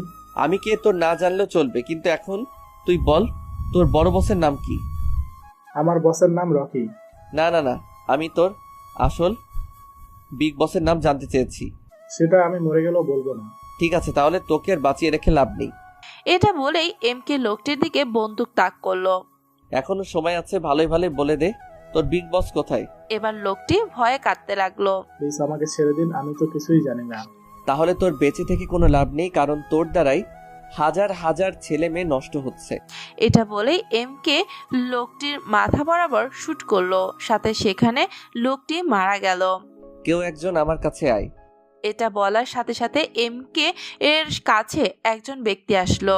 বলুন বস। এটাকে আমার গোডাউনে নিয়ে গিয়ে ড্রাগসগুলো সব পুড়িয়ে ফেল। ঠিক আছে বস। এমকে কিছু একটা ভেবে নিজের বাইক নিয়ে চলে গেল, আর তার লোকটি ড্রাগসের ট্রাক নিয়ে চলে গেল। পরে রইল শুধু লাশ আর লাশ, চারপাশে শুধু রক্তের গন্ধ।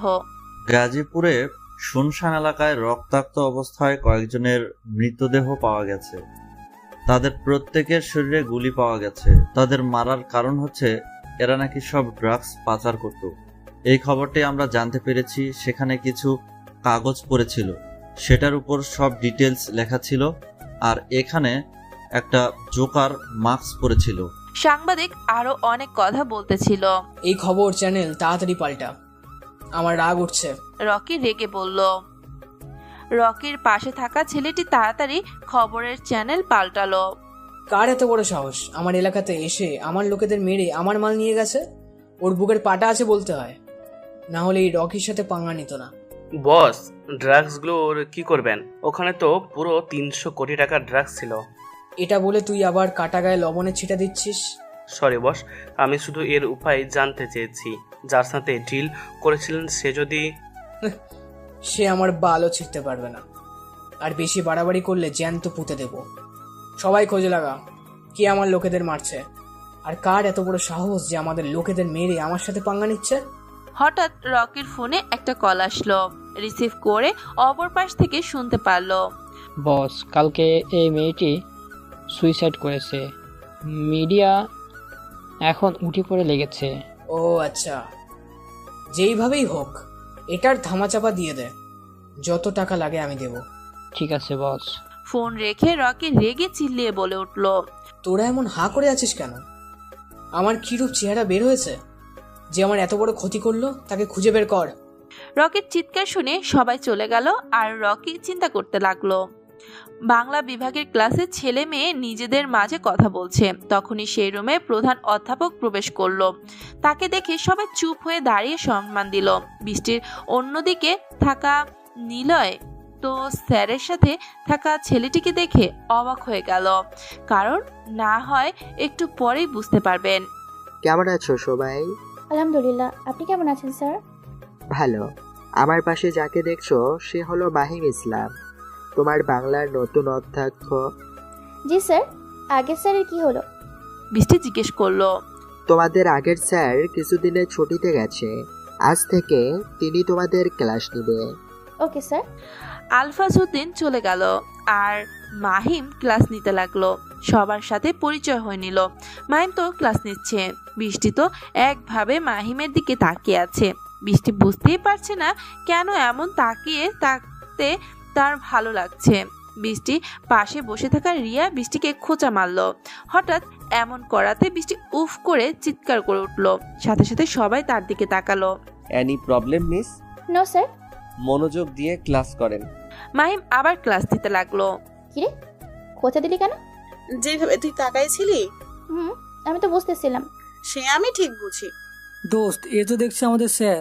স্যার বা অন্য কিছু আমার কাছে চলবে না। বেশি করলে বাইরে গিয়ে শিক্ষা দেব, আর আমার বৃষ্টির দিকে হাত বাড়ালে ওর জানে মেরে দেব। আমি একটা জিনিস খেয়াল করেছি যে বৃষ্টি এক ধানে স্যারের দিকে তাকিয়ে থাকতে। সেটা তো আমি দেখেছি, আর এটাও দেখেছি স্যার মাঝে মাঝে বৃষ্টির দিকে নজর দিচ্ছে। আচ্ছা নিলয়, তোর পাখি উড়ে যাচ্ছে না তো?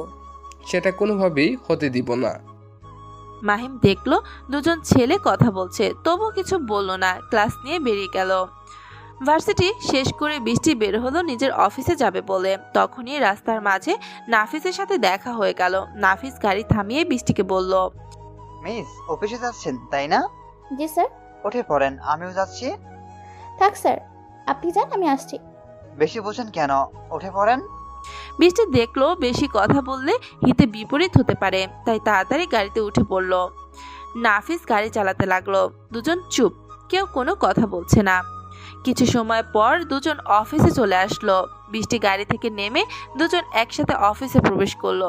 সবাই একবার তাকিয়ে আবার নিজেদের কাজ করতে লাগলো, কিন্তু একজন ব্যক্তি খুব গভীরভাবে তাদের দিকে নজর নিক্ষেপ করলো। মিস বৃষ্টি, আপনি নিজের কাজ করার আগে তানবীরের কাছে গিয়ে ফাইলগুলো নিয়ে আপনি দেখুন সব ঠিক আছে কিনা, আর তানবীরকে আমার রুমে আসতে বলুন। ঠিক আছে স্যার। বৃষ্টি তানভীরকে বলল, এমি। আমার একটা নাম আছে তানভীর, তাই নাম ধরে ডাকবেন। স্যার, গতকাল যে ফাইল দিয়েছিল সেটা আমাকে দিন। ওকে। তানভীর ফাইলগুলো দিয়ে দিল। আচ্ছা, এত গরমে আপনি মাস্ক পরে আছেন কেন? সেটা আমার ইচ্ছা। আমার ইচ্ছা।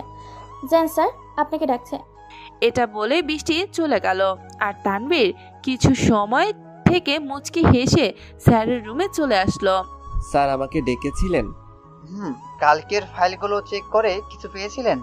জি স্যার, অনেক কিছু পাইছি। দেখি। তানভীর কম্পিউটারে একটা পেন ড্রাইভ সেট করে আস্তে আস্তে সব দেখাতে লাগলো।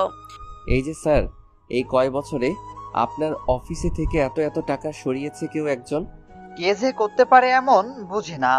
স্যার আমার থেকে মনে হয় ম্যানেজার আর না হয় হিসাব রক্ষক এমন কাজ করতে পারে। কোনো প্রমাণ ছাড়া কিছু করা যাবে না। ঠিক আছে, তুমি এখন আসতে পারো। ঠিক আছে স্যার। তানভীর যে রুম থেকে বের হতে যাবে তখনই দরজার সামনে থেকে বৃষ্টির সাথে ধাক্কা খেলো। সাথে সাথে বৃষ্টি পড়ে যেতে নিলে তানভীর তাকে ধরে ফেললো। আরে আরে, সাবধানে মিস বৃষ্টি। নাফিস বলল। তানভীর বৃষ্টিকে রেখে নিচ থেকে ফাইলগুলো তুলে নিল। সরি, আমি খেয়াল করিনি। It's okay.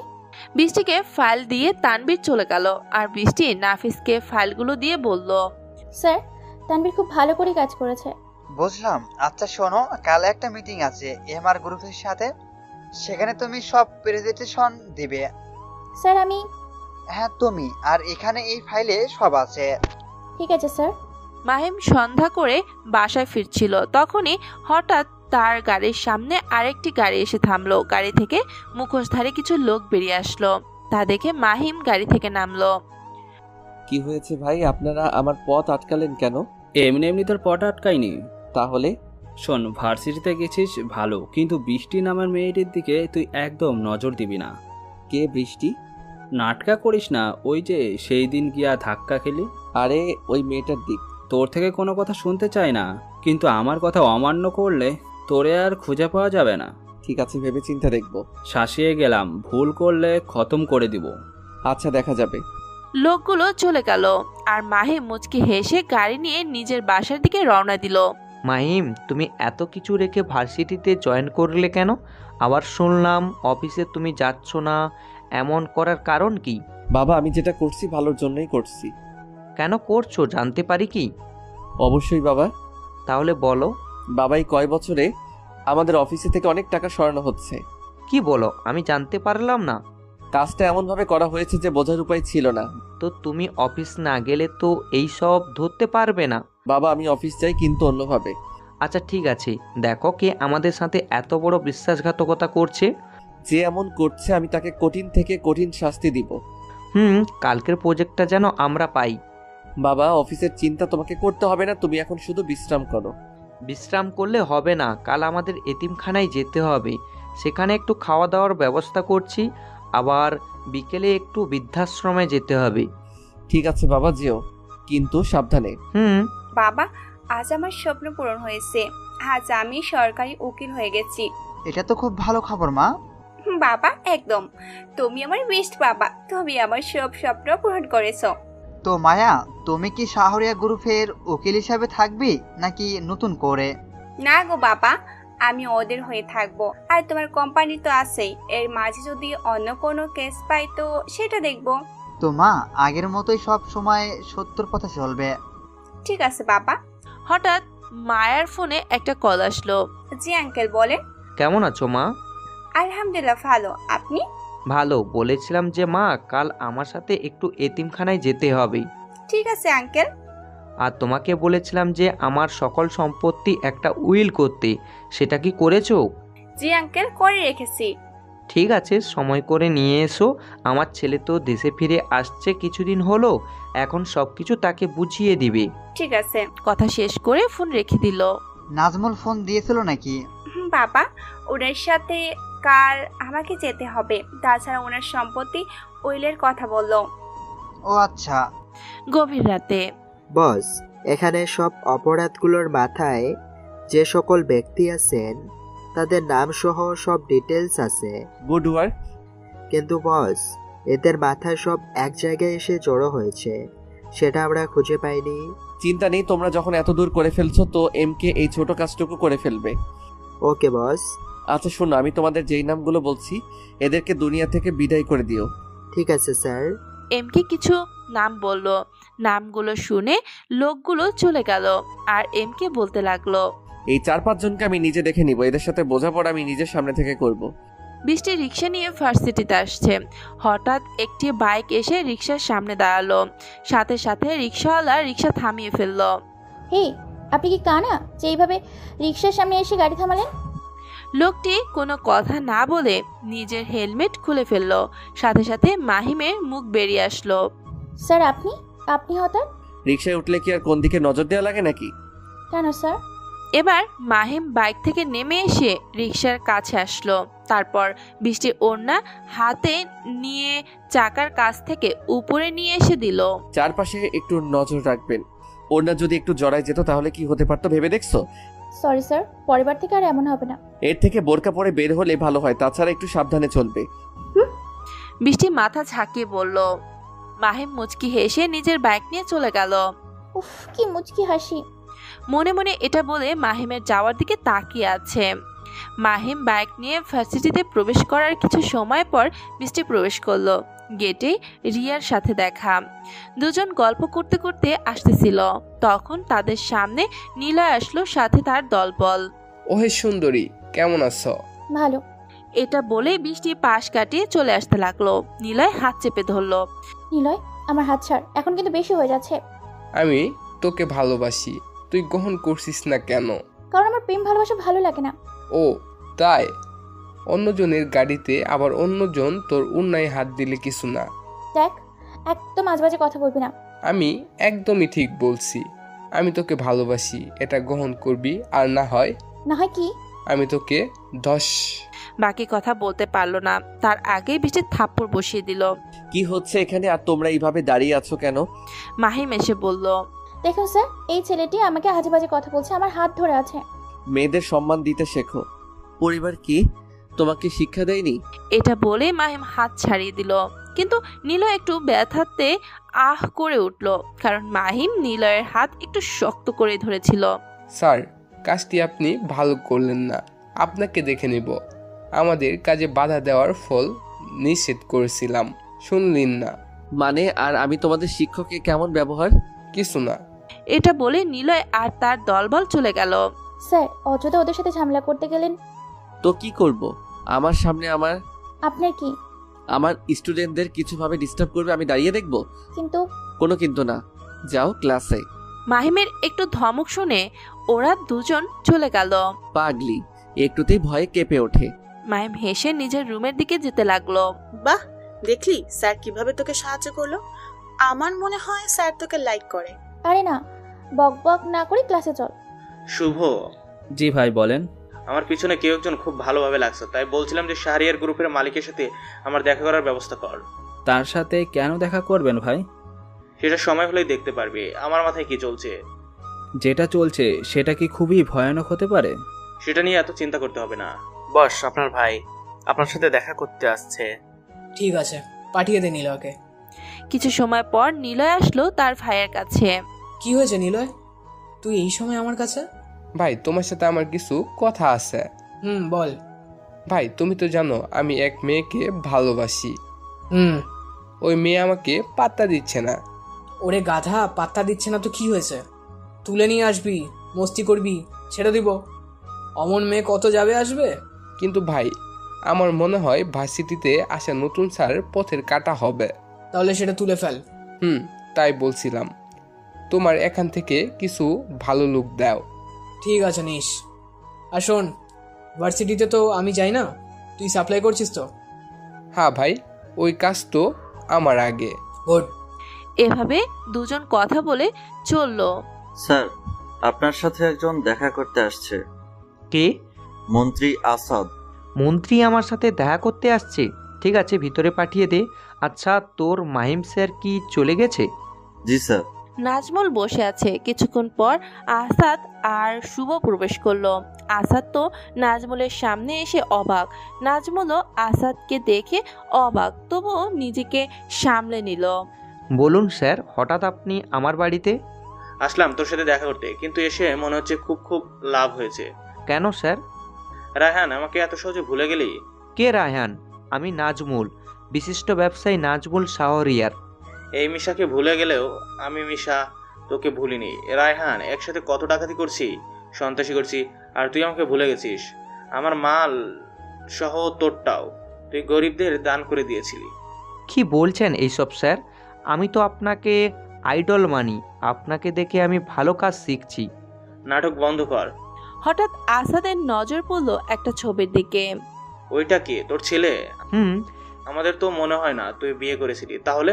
মাইমকে নিয়ে আগেই বলছি স্যার, বাজে কথা বলবেন না। আমি তোরে বলছি, তুই স্বীকার কর যে তুই রায়হান। হ্যাঁ, আমি রায়হান।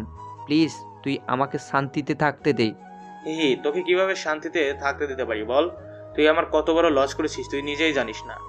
দেখ মিশা, আস্তে চিল্লা। তুই যখন বলেছিস তাহলে তোর বিজনেসের 90% শেয়ার আমাকে দিবি, নাহলে আমি তোর ছেলেকে সব বলে দেব যে তুই আগে কি করতিস।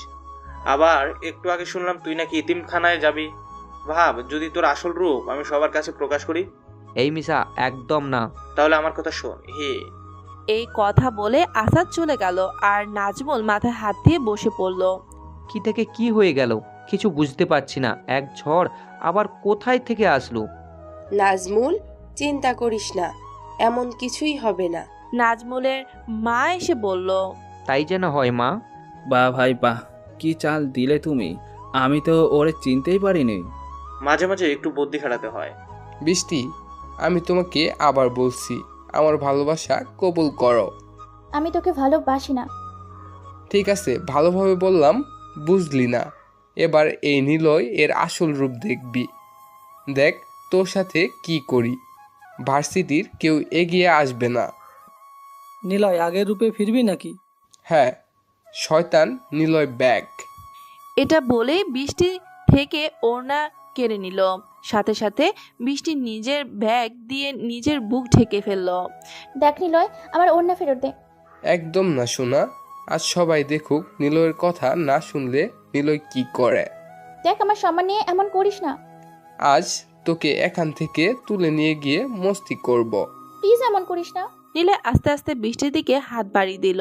বৃষ্টি অনেকের কাছে সাহায্য চাচ্ছে, কিন্তু কেউ এগিয়ে আসছে না, কারণ সবাই জানে নিলয় কতটা খারাপ আর মানুষের সাথে কি কি করতে পারে। বৃষ্টি এবার কান্না করে দিল। যখনই নিলয় বৃষ্টির খুব কাছে চলে আসলো, সেই সময় কেউ নিলয়কে পেছন থেকে ধরে ঘুরিয়ে গালে সজোরে থাপ্পড় বসিয়ে দিল। থাপ্পড় খেয়ে নিলয় ছিটকে পড়ল। বৃষ্টি চোখ খুলে দেখলো তাদের সামনে মাহিম স্যার দাঁড়িয়ে আছে। মাহিম গিয়ে নিলয়ের থেকে ওড়না নিয়ে বৃষ্টির হাতে দিয়ে দিল। আবির আর তার সাথে থাকা ছেলেগুলো মাহিমকে মারতে আসলে মাহিম তাদেরকেও মেরে শুয়ে দিল। তোদের বাড়িতে হয়তো মা বোন নেই, তাই তোরা এইসব করিস। পরের বার থেকে যদি এইসব দেখি তাহলে আমি মাহিম কি জিনিস খুব ভালো করেই টের পাবি। আর নিলয়, তোরে বলছি, তোর ভাই রকিকে জিজ্ঞেস করিস আমি মাহিম কে।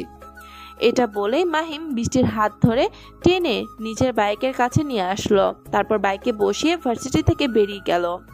আমি নিলয় তোকে ছাড়বো না। তুই ছাড় তো কি হয়েছে, আমার সাথে পাঙ্গা দেওয়ার ফল বুঝিয়ে দেব। তারপর নিজের দল নিয়ে চলে গেল।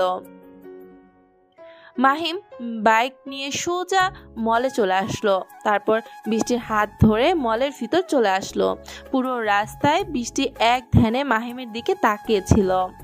মাহিম একটা দোকানে ঢুকে অনেক রকমের বোরকা দেখলো। তারপর কিছু বোরকা কিনে প্যাক করে নিল। আজ থেকে এইগুলো পরে বাইরে হবে। স্যার আপনার কিনে দেওয়ার কি ছিল? আমি নিজেই কিনে নিতাম। সেটা তোমার থেকে শুনতে চাইনি। এটা বলে মাহিম সামনে একটা রেস্টুরেন্টে প্রবেশ করলো। ওয়েটার আসলে খাবার অর্ডার করলো। মাহিম আর বৃষ্টি ওয়াশরুম থেকে ফ্রেশ হয়ে আসলো। এসে দেখলো পুরো টেবিল ভর্তি। স্যার এবার বেশি হয়ে যাচ্ছে না? বেশি তো কিছুই হয়নি, এখনো দেরি আছে বেশি হওয়া। মানে খাবার খেতে থাকো। স্যার এইগুলো খাওয়ার টাকা আমার কাছে নেই। তোমার কাছে কিছু জিজ্ঞেস করছি, আমি যেটা বলছি সেটা করো। স্যার আমি বাসায় গিয়ে খেয়ে নিব। এই বলে উঠতে গেলে মাহিম হাত ধরে বসিয়ে দিল আর নিজ হাতে খাইয়ে দিতে লাগলো। বৃষ্টি তো অবাকের চরম পর্যায়ে। স্যার আশেপাশে লোকজন দেখছে। চুপচাপ খাও। খাওয়ার পর মাহিম বৃষ্টিকে নিয়ে বেরিয়ে গেল। তোমার বাসার ঠিকানা বলো। স্যার আমি চলে যেতে পারবো। তোমার কাছে জিজ্ঞেস করছি সেটা বলো। আমি এখানে থাকি। স্যার আপনি আমার জন্য এত কিছু কেন করছেন? সেটা সময় হলে বুঝতে পারবে, এখন বাইক থেকে নামো আর বাড়িতে যাও। বৃষ্টি খেয়াল করে দেখলো সে বাসার সামনে চলে আসছে। বাইক থেকে নেমে চলে যেতে লাগলে মাহিম ডাকে। ব্যাগ ধরিয়ে দিয়ে সোজা বাইক টেনে চলে গেল। বৃষ্টি বাড়িতে প্রবেশ করলে তার মায়ের সামনে পড়ল। ছেলেটি কে বৃষ্টি? কে মা?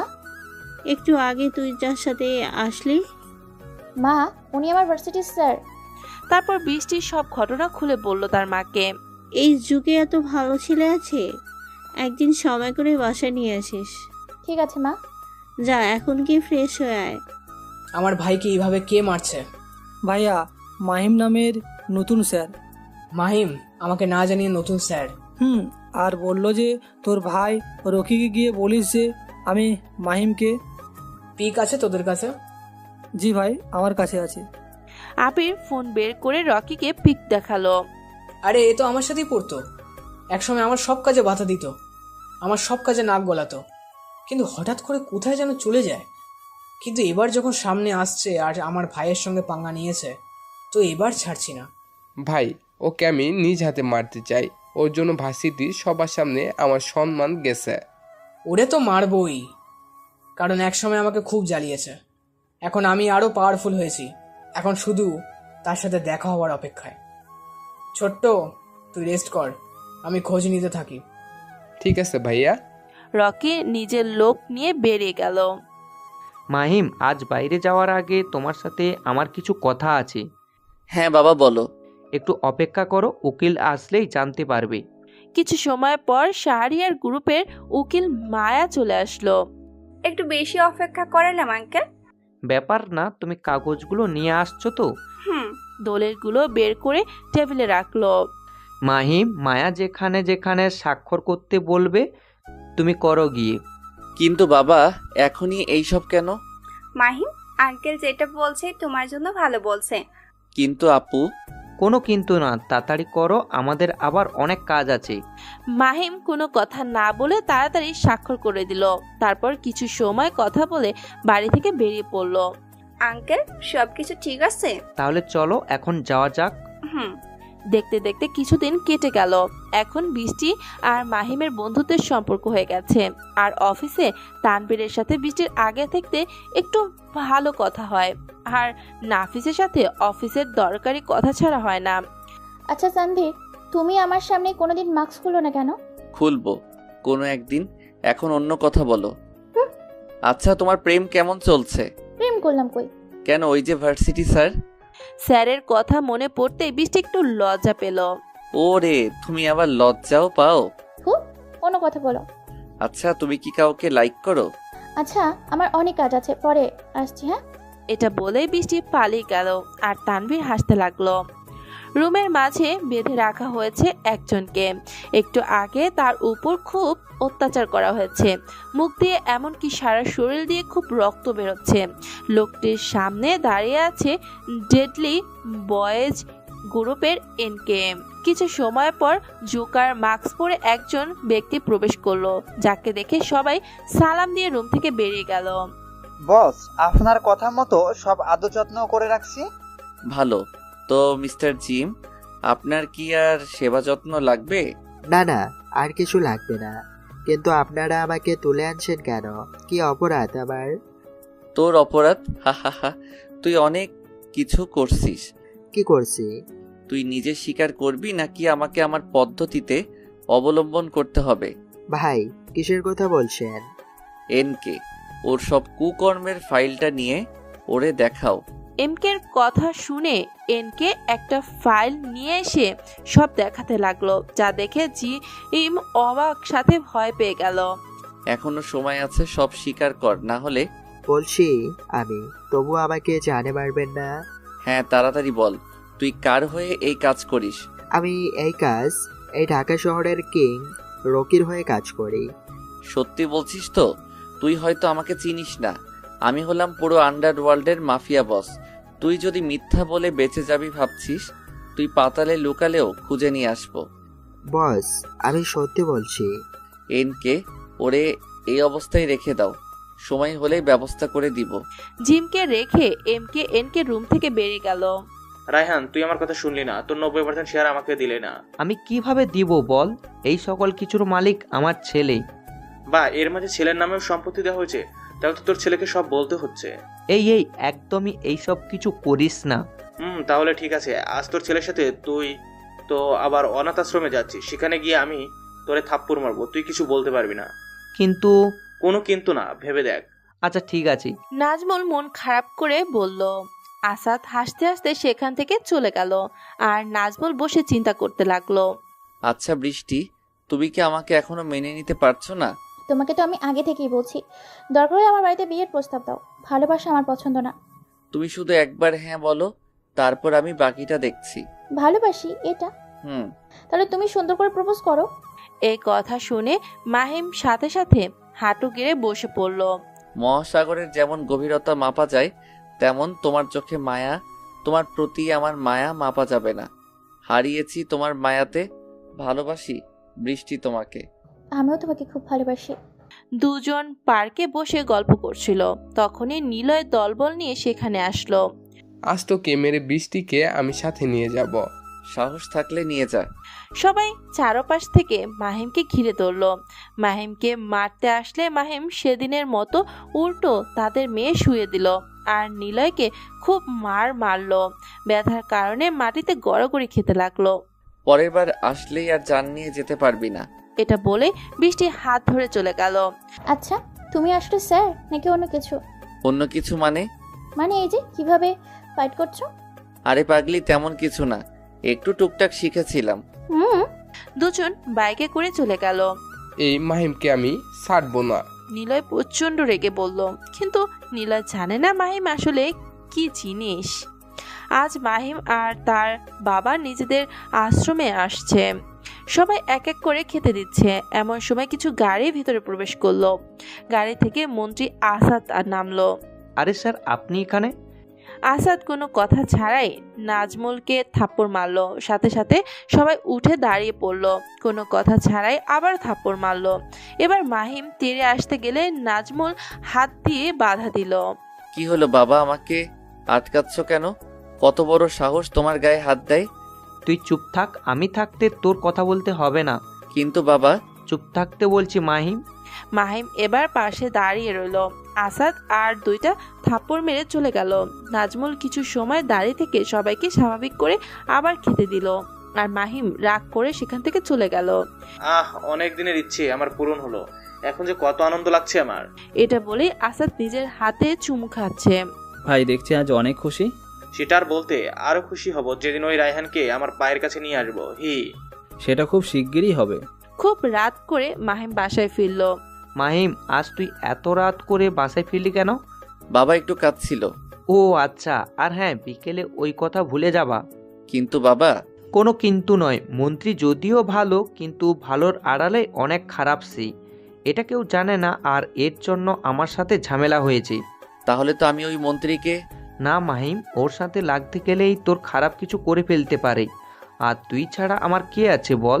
আচ্ছা ঠিক আছে আব্বু। তাই বলে মাহিম তার বাবাকে জড়িয়ে ধরল। মুখে লেগে আছে রহস্যময় হাসি। বলেই মাহিম নিজের রুমে ফ্রেশ হতে চলে গেল। মন্ত্রী আসাদের সকল কাজকর্ম ডিটেলস চাই আমার। ঠিক আছে। অপর পাশ থেকে মাহিম আর বৃষ্টির প্রেম খুব ভালোভাবেই চলছে। দেখতে দেখতে 3 মাস হয়ে গেছে। এর মাঝে রকির কোনো সমস্যা করেনি, আর না অন্য কেউ। কিন্তু এমকে নিজের কাজ খুব ভালোভাবে করেছে। দেশের সকল অপরাধীদের মারছে, এখন শুধু আসল ব্যক্তিদের মারার পালা। আজ মাহিম আর মায়া বৃষ্টি বাসা যাচ্ছে। মাহিম নিজে একলাই যাচ্ছিল, কিন্তু মাঝপথে মায়ের সাথে দেখা হয়ে যায়, আর সেও বৃষ্টিকে দেখতে চায়। দুজন বৃষ্টিদের বাসায় চলে আসলো। মাহিম দরজা কলিং বেল চাপতেই বৃষ্টি এসে দরজা খুলে দিল। কেমন আছো মাহিম? ভালো, তুমি? কে এসেছে বৃষ্টি? আম্মু, মাহিম এসেছে।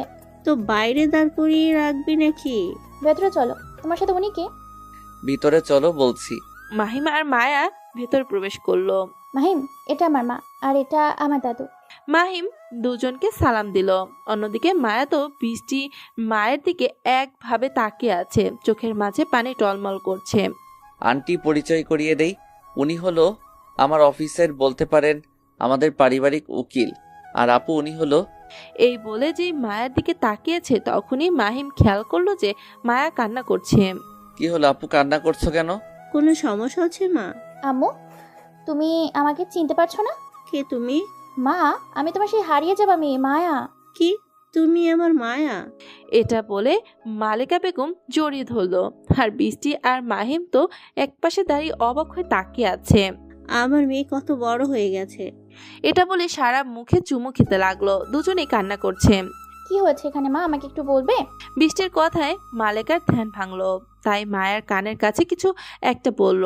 আসলে বৃষ্টি, এই মায়া হলো তোর বড় বোন, ছোটবেলায় হারিয়ে গিয়েছিল। বাবা, এটাই হলো আমার বড় মেয়ে। কি, আমার বড় বোন ছিল? তুমি তো কখনো বলনি। এমনিতেই বলিনি। বৃষ্টি মায়াকে জোরে ধরে কান্না করতে লাগলো। এই কান্না সুখের কান্না। আচ্ছা মাহিম বাবা, কিছু মনে করো না, বুঝো তো? সমস্যা নেই। মাহিম কিছু একটা বলতে আসছিল, কিন্তু এই সুখী সময়ে আর অন্য কিছু বলা ঠিক হবে না, হবে কিনা তাই আর বললো না। খাওয়া দাওয়া শেষ করে কিছু সময় আড্ডা দিল। আচ্ছা আন্টি, আজ তাহলে আসি। চলো আপু। মাহিম, তুই যা, আমি আম্মুর সাথে থেকে কথা বলে আসছি। আচ্ছা ঠিক আছে, আসি তাহলে। মাহিম বেরিয়ে গেল, তার পেছনে বৃষ্টিও এগিয়ে আসলো। সাবধানে যেও, আর ধন্যবাদ তোমাকে। কেন? এই যে তোমার জন্য আমার আপুকে খুঁজে পেলাম। পাগলি, আসি তাহলে। মাহিম চলে গেল, আর বৃষ্টি ভিতরে গিয়ে নিজের পরিবারের সাথে গল্প করছে। মায়া সব বলেছে যে এতদিন কোথায় ছিল আর কিভাবে হারিয়ে গিয়েছিল। ভাই, আমি তো এখন একদম সুস্থ। মাহিমের জন্য কিছু একটা করো। ভাই, অনেক সময় হলো, চুপ থাকা। এখন তোর প্রতিশোধটা নেব, আর আমার পিছনে কে লাগছে তাকেও দেখে নেব। বলছিলাম ভাইয়া, এই কথাটা কি বাবাকে জানাবো? না, এই সব ছোট কথা বাবাকে জানাতে হবে না। ঠিক আছে ভাইয়া। এমন সময় রকির ফোনে একটা কল আসলো। হ্যালো বাবা, বলো। অপর পাশ থেকে কিছু একটা বলল। আচ্ছা ঠিক আছে, আমি আজ রাতেই তোমার সাথে দেখা করছি। আচ্ছা ঠিক আছে, এখন রাখছি। কে ফোন করেছিল ভাইয়া? আব্বু আমাকে আজ রাতে দেখা করতে বলেছে। কোনো দরকার নাকি? হয়তো। আচ্ছা তুই থাক, আমি একটু দরকারি কাজে বাইরে যেতে হবে। আচ্ছা ঠিক আছে। নাফিস অফিসে বসে কাজ করছিল, তখনই সেখানে তানভীর আসলো। স্যার, আপনি আমাকে ডেকেছেন? বসো। বলুন স্যার। তুমি হয়তো জানো যে আমার অফিসে কিছু গোলমাল হচ্ছিল। জি। তাকে আমি খুঁজে পেয়েছি, আর সেটা তোমার জন্য সম্ভব হয়েছে, তাই এটা তোমার জন্য। একটি খাম টেবিলের উপর এগিয়ে দিয়ে। এটাই কি আছে স্যার? তুমি দেখে নাও। তানভীর দেখলো খামে অনেকগুলো টাকা আছে। স্যার, এটা আমি নিতে পারবো না। এটা তোমার কাজের বকশিস। কিন্তু? কোনো কিন্তু না বৃষ্টি। জি স্যার, বলেন। তানবীরকে হিসাব রক্ষা এর কাজ দিয়ে দাও, আর ওর জায়গায় অন্যজনকে পোস্টিং দাও। ঠিক আছে স্যার। তানভীর রুম থেকে বেরিয়ে গেল। বৃষ্টি, আমার সাথে বের হতে হবে, তোমার একটা মিটিং আছে। ঠিক আছে স্যার। পরের দিন অফিস থেকে বের হবার সময় বৃষ্টি তানভীরের সাথে দেখা হয়ে গেল। বৃষ্টি, তুমি কি আমাকে একটু কথা বলার সময় দিতে পারবে? তানভীর বলো। বৃষ্টি, আমি তোমাকে সোজাভাবে বলছি, আমি তোমাকে ভালোবাসি। Will you marry me? কিছু সময় বৃষ্টি চুপ রইল, তারপর বলল, সরি তানভীর, প্রথমত আমি তোমাকে দেখিনি, দ্বিতীয়ত আমি একজনকে ভালোবাসি। প্লিজ, তুমি আমাকে ফিরিয়ে দিও না। সরি বললাম তো, পারবো না। এটা বলেই বৃষ্টি চলে গেল। একটি অন্ধকার রুমে রকি আর তার বাবা বসে আছে। হঠাৎ রকি বলে উঠল, বাবা, আমাকে ডাকার কারণ? তুই তো জানিস আমাদের ব্যবসায়ের অবস্থা তেমন ভালো না, টাকা শুধু লস হয়ে চলছে। বাবা, তাছাড়া আমাদের সাপ্লাইগুলো ভালো মতো হচ্ছে না। তাই বলছিলাম শাহরিয়ার গ্রুপের সব সম্পত্তি আমাদের করতে হবে। সেটা কিভাবে? এই দেখ, এরা দুইজন বাপ বেটা, কিন্তু আসলে এরা আপন কেউ নয়। সামনে রাখা একটি ছবি দেখে রকি তো অবাক। সে তার বাবার দিকে তাকালো। আস্তে আস্তে রকির বাবা সব প্ল্যান রকিকে বোঝাতে লাগলো, যেটা শুনে রকির মুখে হাসি ফুটে উঠল। ইউ আর গ্রেট বাবা, জিনিয়াস। এই জন্য রাজনীতিতে তুমি সবার উপরে। তাহলে এখন কথা অনুযায়ী কাজ করতে থাকো। মাহিম নিজের কাজ শেষ করে বাসায় ফিরছিল, তখনই মাঝ রাস্তায় রকি এসে হাজির হলো। মাহিম প্রথম দেখাতেই রকিকে চিনে ফেলে। রকি গাড়িতে উঠে বসলো। কেমন আছিস বন্ধু? তুই আমার কাছে কেন? এমনিতে আসলাম, ভাবিস না আমার ভাইকে মারছি, সেই জন্য তোর কাছে আসলাম। তাহলে কেন আসলি? তোকে একটা খারাপ খবর দিতে। মানে? তুই তো তোর বাবার আপন ছেলে নস, সেটা কি জানিস? কি যাতা বলছিস? ঠিকই বলছি, কেন তুই জানিস না? দেখ রকি, এমন ফালতু কথা বললে তোরে আমি জ্যান্ত পুঁতে ফেলবো। যেটা সত্যি সেটাই, নাহলে তোর বাপকে জিজ্ঞেস কর। তোর বাপ একটা খুনি, ডাকাত ছিল। এবার মাহিম গাড়ি থামিয়ে সাথে সাথে রকির মুখে খুশি মেরে দিল। তবুও রকি মুচকি হেসে বলল, আমাকে মারলে তো সব সত্যি মিথ্যে হয়ে যাবে না। যা তোর বাবাকে নিয়ে জিজ্ঞেস কর তোর আসল বাবা কে। রকি এই কথা বলে গাড়ি থেকে বেরিয়ে গেল। যাবার আগে আগুনে ঘি ঢালতে ভুলল না। মাহিম তো অনেক ভাবনা চিন্তা করে গাড়ি নিয়ে দ্রুত বাসায় ছুটল। গাড়ি থামিয়ে দ্রুত বাসায় ফিরতে প্রবেশ করলো। বাবা, বাবা, কোথায় তুমি? মাহিমের জোরে জোরে ডাক শুনে নাজমুল হাসান নিচে নেমে আসলো। কি হয়েছে মাহিম, এত চিল্লাও কেন? আমি কি তোমার আপন ছেলে? এটা কি বলছো? যেটা বলছি সেটার উত্তর দাও আমাকে। এটা বলে মাহিম টিভিতে ঘুষি মারল। বাবা, কোথায় তুমি? নিচে আসো, তোমার সাথে আমার কথা আছে। মাহিমের ডাক শুনে নাজমুল নিচে চলে আসলো। কি হয়েছে মাহিম, এত জোরে ডাকছো কেন? তোমার থেকে একটা সত্যি জানতে। কি? আমি কি তোমার নিজের ছেলে? এটা কেন বলছো তুমি? তুমি আমার ছেলে। সত্যি করে বলো। তুমি এইসব আজে বাজে প্রশ্ন করছো কেন? সত্যি কথা জানতে চাই। এটা বলে মাহিম টিভির উপর ঘুষি মারলো। সাথে সাথে টিভি ভেঙে গেল। মাহিমের হাত থেকে রক্ত বেরিয়ে গেল। মাহিম, সাবধানে। কি করছো এটা? তুমি যদি আমাকে সত্যি না বলো তাহলে আরো বেশি কিছু করে ফেলবো। তুমি আমার ছেলে, এটা তো সত্যি। না, যদি তাই হতাম তাহলে তুমি আমার ভালোবাসার মানুষটিকে অস্বীকার করতে না। সত্যি বলো, কে তুমি? আমার কসম। এবার নাজমুল সাহেব ভেঙে পড়লেন আর সাথে সাথে নিচে বসে পড়ল। হ্যাঁ, তুই আমার ছেলে না, কিন্তু ছেলের থেকে কম নস। তাহলে আমি কে? তা জানি না, কিন্তু তোকে আমি আজ থেকে 25 বছর আগে পেয়েছিলাম। মাহিম এই কথা শুনে নাজমুলের দিকে তাকিয়ে বাড়ির বাইরে চলে গেল। মা, এটা কি হয়ে গেল? চিন্তা করিস না নাজু, নাতবউ ঠিক হয়ে গেলে আবার ফিরে আসবে। তোমার কথাই যেন সত্যি হয়, আর আমি কালকেই ওর ভালোবাসার মানুষটির কাছে গিয়ে বিয়ের কথা বলবো। সেটাই করিস। বাবা, খেলা জমে গেছে। সেটা আর বলতে, এখন শুধু উপভোগ করো, সঠিক সময় হলে সঠিক ব্যবস্থা নিব। ঠিক আছে বাবা। মাহিম এখনো জানে না যে আমরা কতদূর যেতে পারি। রকি আর তার বাবা হাসতে লাগলো, কিন্তু তার ছেলে নিলয় যে কি করেছে এটা তাদের অজানা। মাহিম প্রচুর ড্রিঙ্ক করেছে, সেভাবে গাড়ি চালিয়ে বাসায় ফিরেছে। হঠাৎ জোরে ব্রেক করলো, কারণ তার গাড়ির সামনে কেউ একজন গাড়ি নিয়ে এসেই রাখছে। মাহিম মাতাল অবস্থায় গাড়ি থেকে নামলো। আরে ভাই, গাড়ি সরা। গাড়ি সরানো যাবে না, তোকে আজ এখানে জ্যান্ত পুঁতে রাখবো। সাহস থাকলে মেরে দেখা। এবার লোকগুলো এগিয়ে আসলো। গাড়ির আলোতে দেখতে পারলো লোকগুলো হলো নিলয় আর তার দলবল। 2 বার মার খেয়ে শিক্ষা হয়নি, আবার আসছিস? আজ সব দানবদের আনছি। ওদের কথা শুনে মাহিম হাসলো। এবার এক এক করে মাহিমকে মারতে লাগলো। সবার হাতে ছুরি। মাহিমকে মারতে গেল। মাহিম কোনো রকম ডজ করতে আর 2-1টা অ্যাটাক করছে। নিলয় তো মাহিমের অবস্থা দেখে হাসছে। সে মনে করেছে মাহিমকে আজ সে মেরে ফেলবে, আর কেউ কিছু করতেই পারবে না। মাহিমকে সবাই ঘিরে ধরলো। যখনই আঘাত করতে যাবে ঠিক সেই সময় মুখোশধারী কিছু লোক ঘিরে ধরলো, আর সেকেন্ডের মধ্যে সবাইকে মেরে দিল। অন্ধকার থেকে একজন বেরিয়ে আসলো, যার নাম এনকে। আমার এলাকায় ঝামেলা করছিল। কে তুই, আর আমার কাজে বাধা দিচ্ছিস কেন? আমি সবার কাছে বাধা দিই because I am boss of mafia. পরিচয় পেয়ে নিলয় ভয় পেয়ে গেল, মাটিতে বসে হাত জোর করতে লাগলো। প্লিজ আমাকে ছেড়ে দিন, আমি আর কখনো এমন ভুল করব না। এনকে মাহিমের দিকে একবার তাকিয়ে নিলয়কে বলল, আচ্ছা ঠিক আছে পালা, কিন্তু পরের বার থেকে যেন এমন ভুল না হয়। ঠিক আছে বস। নিলয় গাড়ি নিয়ে সেখান থেকে চলে গেল। মাহিম এনকে ধন্যবাদ দিয়ে কোনো রকম গাড়ি নিয়ে চলে গেল। দেখতে দেখতে কিছুদিন কেটে গেল। বৃষ্টি নিয়মিত অফিসে গেলেও তানবীরের সাথে আর দেখা হয় না। আবার এইদিকে মাহিমের সাথেও তেমন কথা হচ্ছে না। বৃষ্টি কি করবে বুঝতে পারছে না। নাজমুল সাহেব আজ বৃষ্টির বাসায় যাবেন, তাই সকাল থেকে রেডি হয়ে নিজের মাকে নিয়ে বৃষ্টির বাসার ঠিকানাতে চলে আসলো। কলিং বেল বাজালে মালেকা এসে দরজা খুলে দিল। কাকে চাই? ভিতরে আসতে পারি? জি আসুন। তারা ভিতরে প্রবেশ করলে দাদু জিজ্ঞেস করলো, কি আসছে বৃষ্টির মা? এই তো দুজন মানুষ এসেছে। এ কথা শুনে বৃষ্টির দাদু রুম থেকে বেরিয়ে আসলো। নাজমুলের দিকে তাকিয়ে বৃষ্টি দাদু তো অবাক, সাথে রেগে গেল। তুই এইখানে কেন? তোর মতো জানোয়ার এখনো বেঁচে আছে?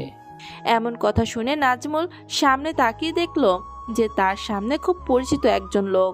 বাবা আপনি বেঁচে আছেন? বাবা আপনার মেয়ে কোথায়? তোর মতো জানোয়ারের জন্য আমার মেয়ে মারা গেছে। আমার জন্য? হ্যাঁ, তোর জন্য। সেদিন রাতে তুই আমার মেয়েকে বাড়ি থেকে বের করে দিয়েছিলি। সেদিন আমার মেয়ে জানতে পারে সে মা হতে যাচ্ছে। একটা মেয়েও হয়েছিল, কিন্তু গ্রামে কুকথা শুনে গলায় দড়ি দিয়ে আত্মহত্যা করে। বাবা আমি সেই দিনের জন্য লজ্জিত, কিন্তু আমি এখন ভালো হয়ে গেছি। ভালো কিভাবে হলি? তুই খারাপ ডাকাত ছিলি আর থাকবি আমার কাছে।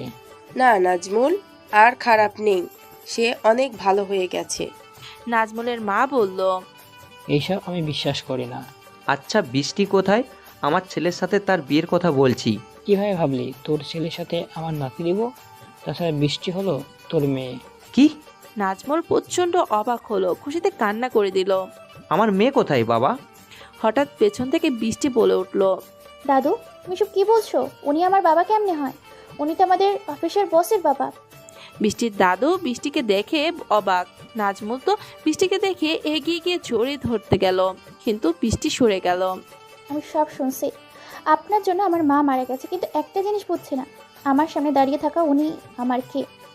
বৃষ্টি মালেকাকে দেখিয়ে বলল, আসলে বৃষ্টি এটাই তোর মা, কিন্তু তোর নিজের মা এই লোকটির জন্য মারা গেছে। পরিস্থিতি কখন কেমন হয় বোঝা মুশকিল। বৃষ্টি, মালেকা আর নাজমুলের সামনে ঠিক একইভাবে হঠাৎ এভাবে সবকিছু এলোমেলো লাগছে। বৃষ্টি আমি তোমার বাবা, একবার বাবা বলে ডাক। কোনো খুনি আমার বাবা হতে পারে না। আম্মু এনেকে চলে যেতে বলো, আর তুমি আমার মা। তাহলে দাদু ওইসব কেন বললো? দাদু পুরো ঘটনা বলো তো। বৃষ্টির দাদু পুরো ঘটনা খুলে বলল, যেটা শুনে মালেকা কান্না করছে আর নাজমুল কিছু একটা ভাবলো। রায়হান বেরিয়ে যা আমার বাড়ি থেকে। কিন্তু আমার মেয়ে। আমি কোনো খুনির মেয়ে না, আর এটা আমার মা। নাজমুল অনেকবার বললেও বৃষ্টি কিছু বলল না। রাগ করে নাজমুলকে বাড়ি থেকে বেরিয়ে যেতে বলল। অনেক বোঝানোর পর যখন দেখলো বৃষ্টি বুঝছে না, তাই নিজের মাকে নিয়ে সেখান থেকে চলে গেল। আচ্ছা বৃষ্টি, কোনো সময় যদি আমার সম্পর্কে এমন কিছু জানতে পারো যেটা তুমি কখনো আশা করনি। পাগল, জীবনে ভালো খারাপ দুইটাই থাকে। আমি তোমাকে ভালোবাসি, পরিস্থিতি দেখে তোমাকে ভালোবাসি না, তাই কোনো চিন্তা করো না। ওকে পাগলি। তোমাকে তো আমি আমার বিষয়ে বলেছি। পাগলি, তুমিও এসব নিয়ে চিন্তা করো না, আমি সবসময় তোমার পাশে আছি। দুজন গল্প করছিল, হঠাৎ পেছন থেকে তাদের মুখে কাপড় চেপে ধরলো। সাথে সাথে দুজন জ্ঞান হারিয়ে ফেললো। তারপর মাহিমের যখন জ্ঞান ফিরলো, তখন সে দেখলো যে অন্ধকার রুমে আছে আর তার হাত পা বাঁধা। কিছু সময় পর দরজা খোলার শব্দ আসলো, লাইট জ্বলে উঠলো। সামনে তাকিয়ে দেখলো যে সেটা কোনো রুম নয়, বড় একটা গোডাউন, আর তার সামনে দাঁড়িয়ে আছে রকি আর নিলয়। রকি, তুই আমাকে তুলে আনছিস কেন? তোকে তুলে আনছি এর কারণ হলো তুই আমার ভাইয়ের সাথে অনেক কিছু করেছিস, আর তোর বাপকে তুলে আনছি কারণ তোর বাপের সম্পত্তি লাগবে। আমার বাবাকে তুলে আনছিস? এটা বলে পাশে তাকিয়ে দেখলো নাজমুল আর বৃষ্টিকে বেঁধে রাখা হয়েছে। তোরে আমি ছাড়বো না, তুই আমার বাবাকে ধরে এনেছিস। এমন সময় রুমের মাঝে মন্ত্রী আসাদ ও তার ভাই শুভ প্রবেশ করলো। রকি, এত কথা বলতে হবে না, তাড়াতাড়ি দলিলে সই করিয়ে নে। ঠিক আছে বাবা। রকি একটা দলিল নিয়ে এসে মাহিমের সামনে রাখলো। এখানে তাড়াতাড়ি সই করে দে, নাহলে তোর বাপকে আমি মেনে দেবো, আর আমার ছোট্ট ভাই তোর প্রেমিকাকে নিয়ে মজা করবে। ফালতু কথা মুখে আনলে জিব্বা টেনে ছিঁড়ে দেব। কিছু সময়ের মাঝে নাজমুল আর বৃষ্টিরও জ্ঞান ফিরে আসলো। মাহিম, আমরা এখানে কেন? আর বৃষ্টিমা, তুমি ঠিক আছো তো? বৃষ্টির মুখ ঘুরিয়ে নিল। নিলয় বৃষ্টির কাছে এগিয়ে আসলো, খুব কাছে চলে আসলো। মাহিম, সই করবি নাকি? এখনো সময় আছে, দেখ। মাহিম, ওরা যা বলছে দেখ, কিন্তু তবুও আমার মেয়ের কিছু হতে দিস না। তোমার মেয়ে মানে? সব পরে বলবো, আগে আমি যেটা বললাম সেটা কর। মাহিম যখনই স্বাক্ষর করতে যাবে তখনই সেখানে এনকেও তার দলবল চলে আসলো। দুই দলের মাঝে গোলাগুলি চললো। এনকে টিমের কারো কিছু না হলেও রকির অনেকেরই মারা গেল। মাফিয়া বসের ডান হাত এনকে, তুই এখানে কেন? তো কোথায় থাকবো, তুই এখানে, তাই চলে আসলাম। অনেক তো হলো লুকোচুরি, এখন সামনাসামনি হয়ে যাক। বাবা, এদের সাথে কিভাবে লড়বো? আমার তো সব লোক মারা গেছে। আরে চিন্তা নেই, একটু অপেক্ষা করো। এনকে ইশারায় দেওয়া মাত্র একজন এসে বৃষ্টিকে বাইরে নিয়ে গেল। আমি মাহিমকে ছাড়া যাব না। আপনি যান, এনাদেরকেও বাইরে দিচ্ছি। বৃষ্টিকে বাইরে নিয়ে গেল। নাজমুলকে আর মাহিমকে যখনই বাইরে নিয়ে যেতে যাবে তখনই পুরো রুম ঘিরে ফেললো। এনকের লোককে ঘিরে ফেললো, সবার হাত থেকে বন্দুক কেড়ে নিল। রকি, আমি হলাম রাজনীতিতে বড় খেলোয়াড়, সবসময় ব্যাকআপ নিয়ে চলি। তো এনকে, আজ এক ঝামেলা মাঝে তুই কেন আসলি? যদিও এসে ভালোই করেছিস, তোর থেকে তোর বসের নাম আর তোকে মারা যাবে। ওই নিলয়, যা দেখ তো এই মুখের আলায় কে আছে। আরে আসাদ, তুই তো আমার বসের কাছে ভিসাই বিড়াল, তোকে চাইলে অনেক আগে মারতে পারতাম। তোর বস মারবে আমাকে? আমি আজ পর্যন্ত কত কত সরকারের টাকা মেরে নিজের অ্যাকাউন্টে রাখছি, ড্রাগস পাচার করছি, নারী পাচার সব করেছি ভালো রূপের আড়ালে, আর সব কেউ ধরতে পারিনি। আর আজ তোরা জানলি তোদেরকেও আমি মেরে দিব? কে বললো শুধু আমি জানতে পারছি? খবর দেখ সারা দেশে কি চলছে। মানে? দেখ আগে, তাহলে বুঝতে পারবি। নিলয় নিজের ফোনে দেখলো যে তার বাবা এত সময় যা বললো সব লাইভ চলছে। বাবা, সব কিছু লাভই হচ্ছে। এটা শুনে রকি এগিয়ে গিয়ে দেখলো যে এনকে এর বুকের সাথে ছোট্ট মিনি ক্যামেরা লাগানো। সেটা নিয়ে ভেঙে দূরে ফেলে দিল। এনকে আস্তে আস্তে হাসলো, যা শুনে রকি তার মুখে ঘুষি মারলো, কিন্তু মাস্কের জন্য কিছু হলো না। তাই রকি এনকের মুখের উপর হাত দিয়ে মাস্ক টেনে খুলে ফেললো। তুই তাহলে তুই এনকে? রকি, তুই একে চিনিস? চিনবো না কেন? এটা নাফিস, আমার সাথে পড়াশোনা করতো। ওটা মাহিমের বন্ধু। এই দুজন আমার জাত শত্রু। নাফিস যদি এমকে হয় তাহলে কি কোনোভাবেই এমকে মাহিম? আরে নিলয়, তুই কি কথা বললি? আমি তো খুব খুশি। নিলয়ের মুখ থেকে এমন কথা শুনে আসাদ তো অবাক হয়ে গেল। আসাদ মাহিমের দিকে তাকিয়ে দেখলো নিলয়ের হাসি মুখে বসে আছে আর হাত পায়ের বাঁধন খোলা। ওই মিশা, আমার দিকে তাকিয়ে কি ভাবছিস? তুই আমার পুরনো নাম জানলি কিভাবে? তোর ওই পাতানো বাপের থেকে? তোর A to Z আমার কাছে আছে।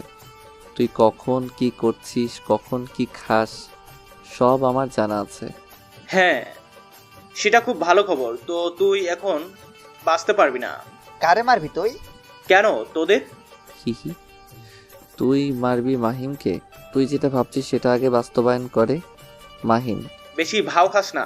আমার লোক দেখছিস এখানে কত, তোরা দুইজন কিছুই করতে পারবি না। এই মাহিম, এই নাটক আমার আর দেখতে ইচ্ছা করছে না, তাড়াতাড়ি শেষ কর। আরে এত তারা কিসের? এত ধৈর্য ধরলাম, নিজে প্ল্যান করে ডেকে আনলাম। মানে হচ্ছে এই যে তুই এখানে, সবকিছু আমার প্ল্যান। আমি নিজে বাবার সাথে ঝামেলা করছি যাতে তুই সম্পত্তি নেওয়ার জন্য বেশি লাফালাফি করিস, আর সেটা নেওয়ার জন্য আমাদের তুলে আনিস। তার মানে তুই? এই সবাই মার এই শালা। কিন্তু আসাদের কথা কেউ শুনলো না। কি রে, তোরা কথা শুনছিস না কেন? আমি কে তুই জানিস? এই ঢাকা শহরের কিং। তুই যদি কিং হয়ে থাকিস তাহলে আমি কিংদের কিং, মাফিয়া বস।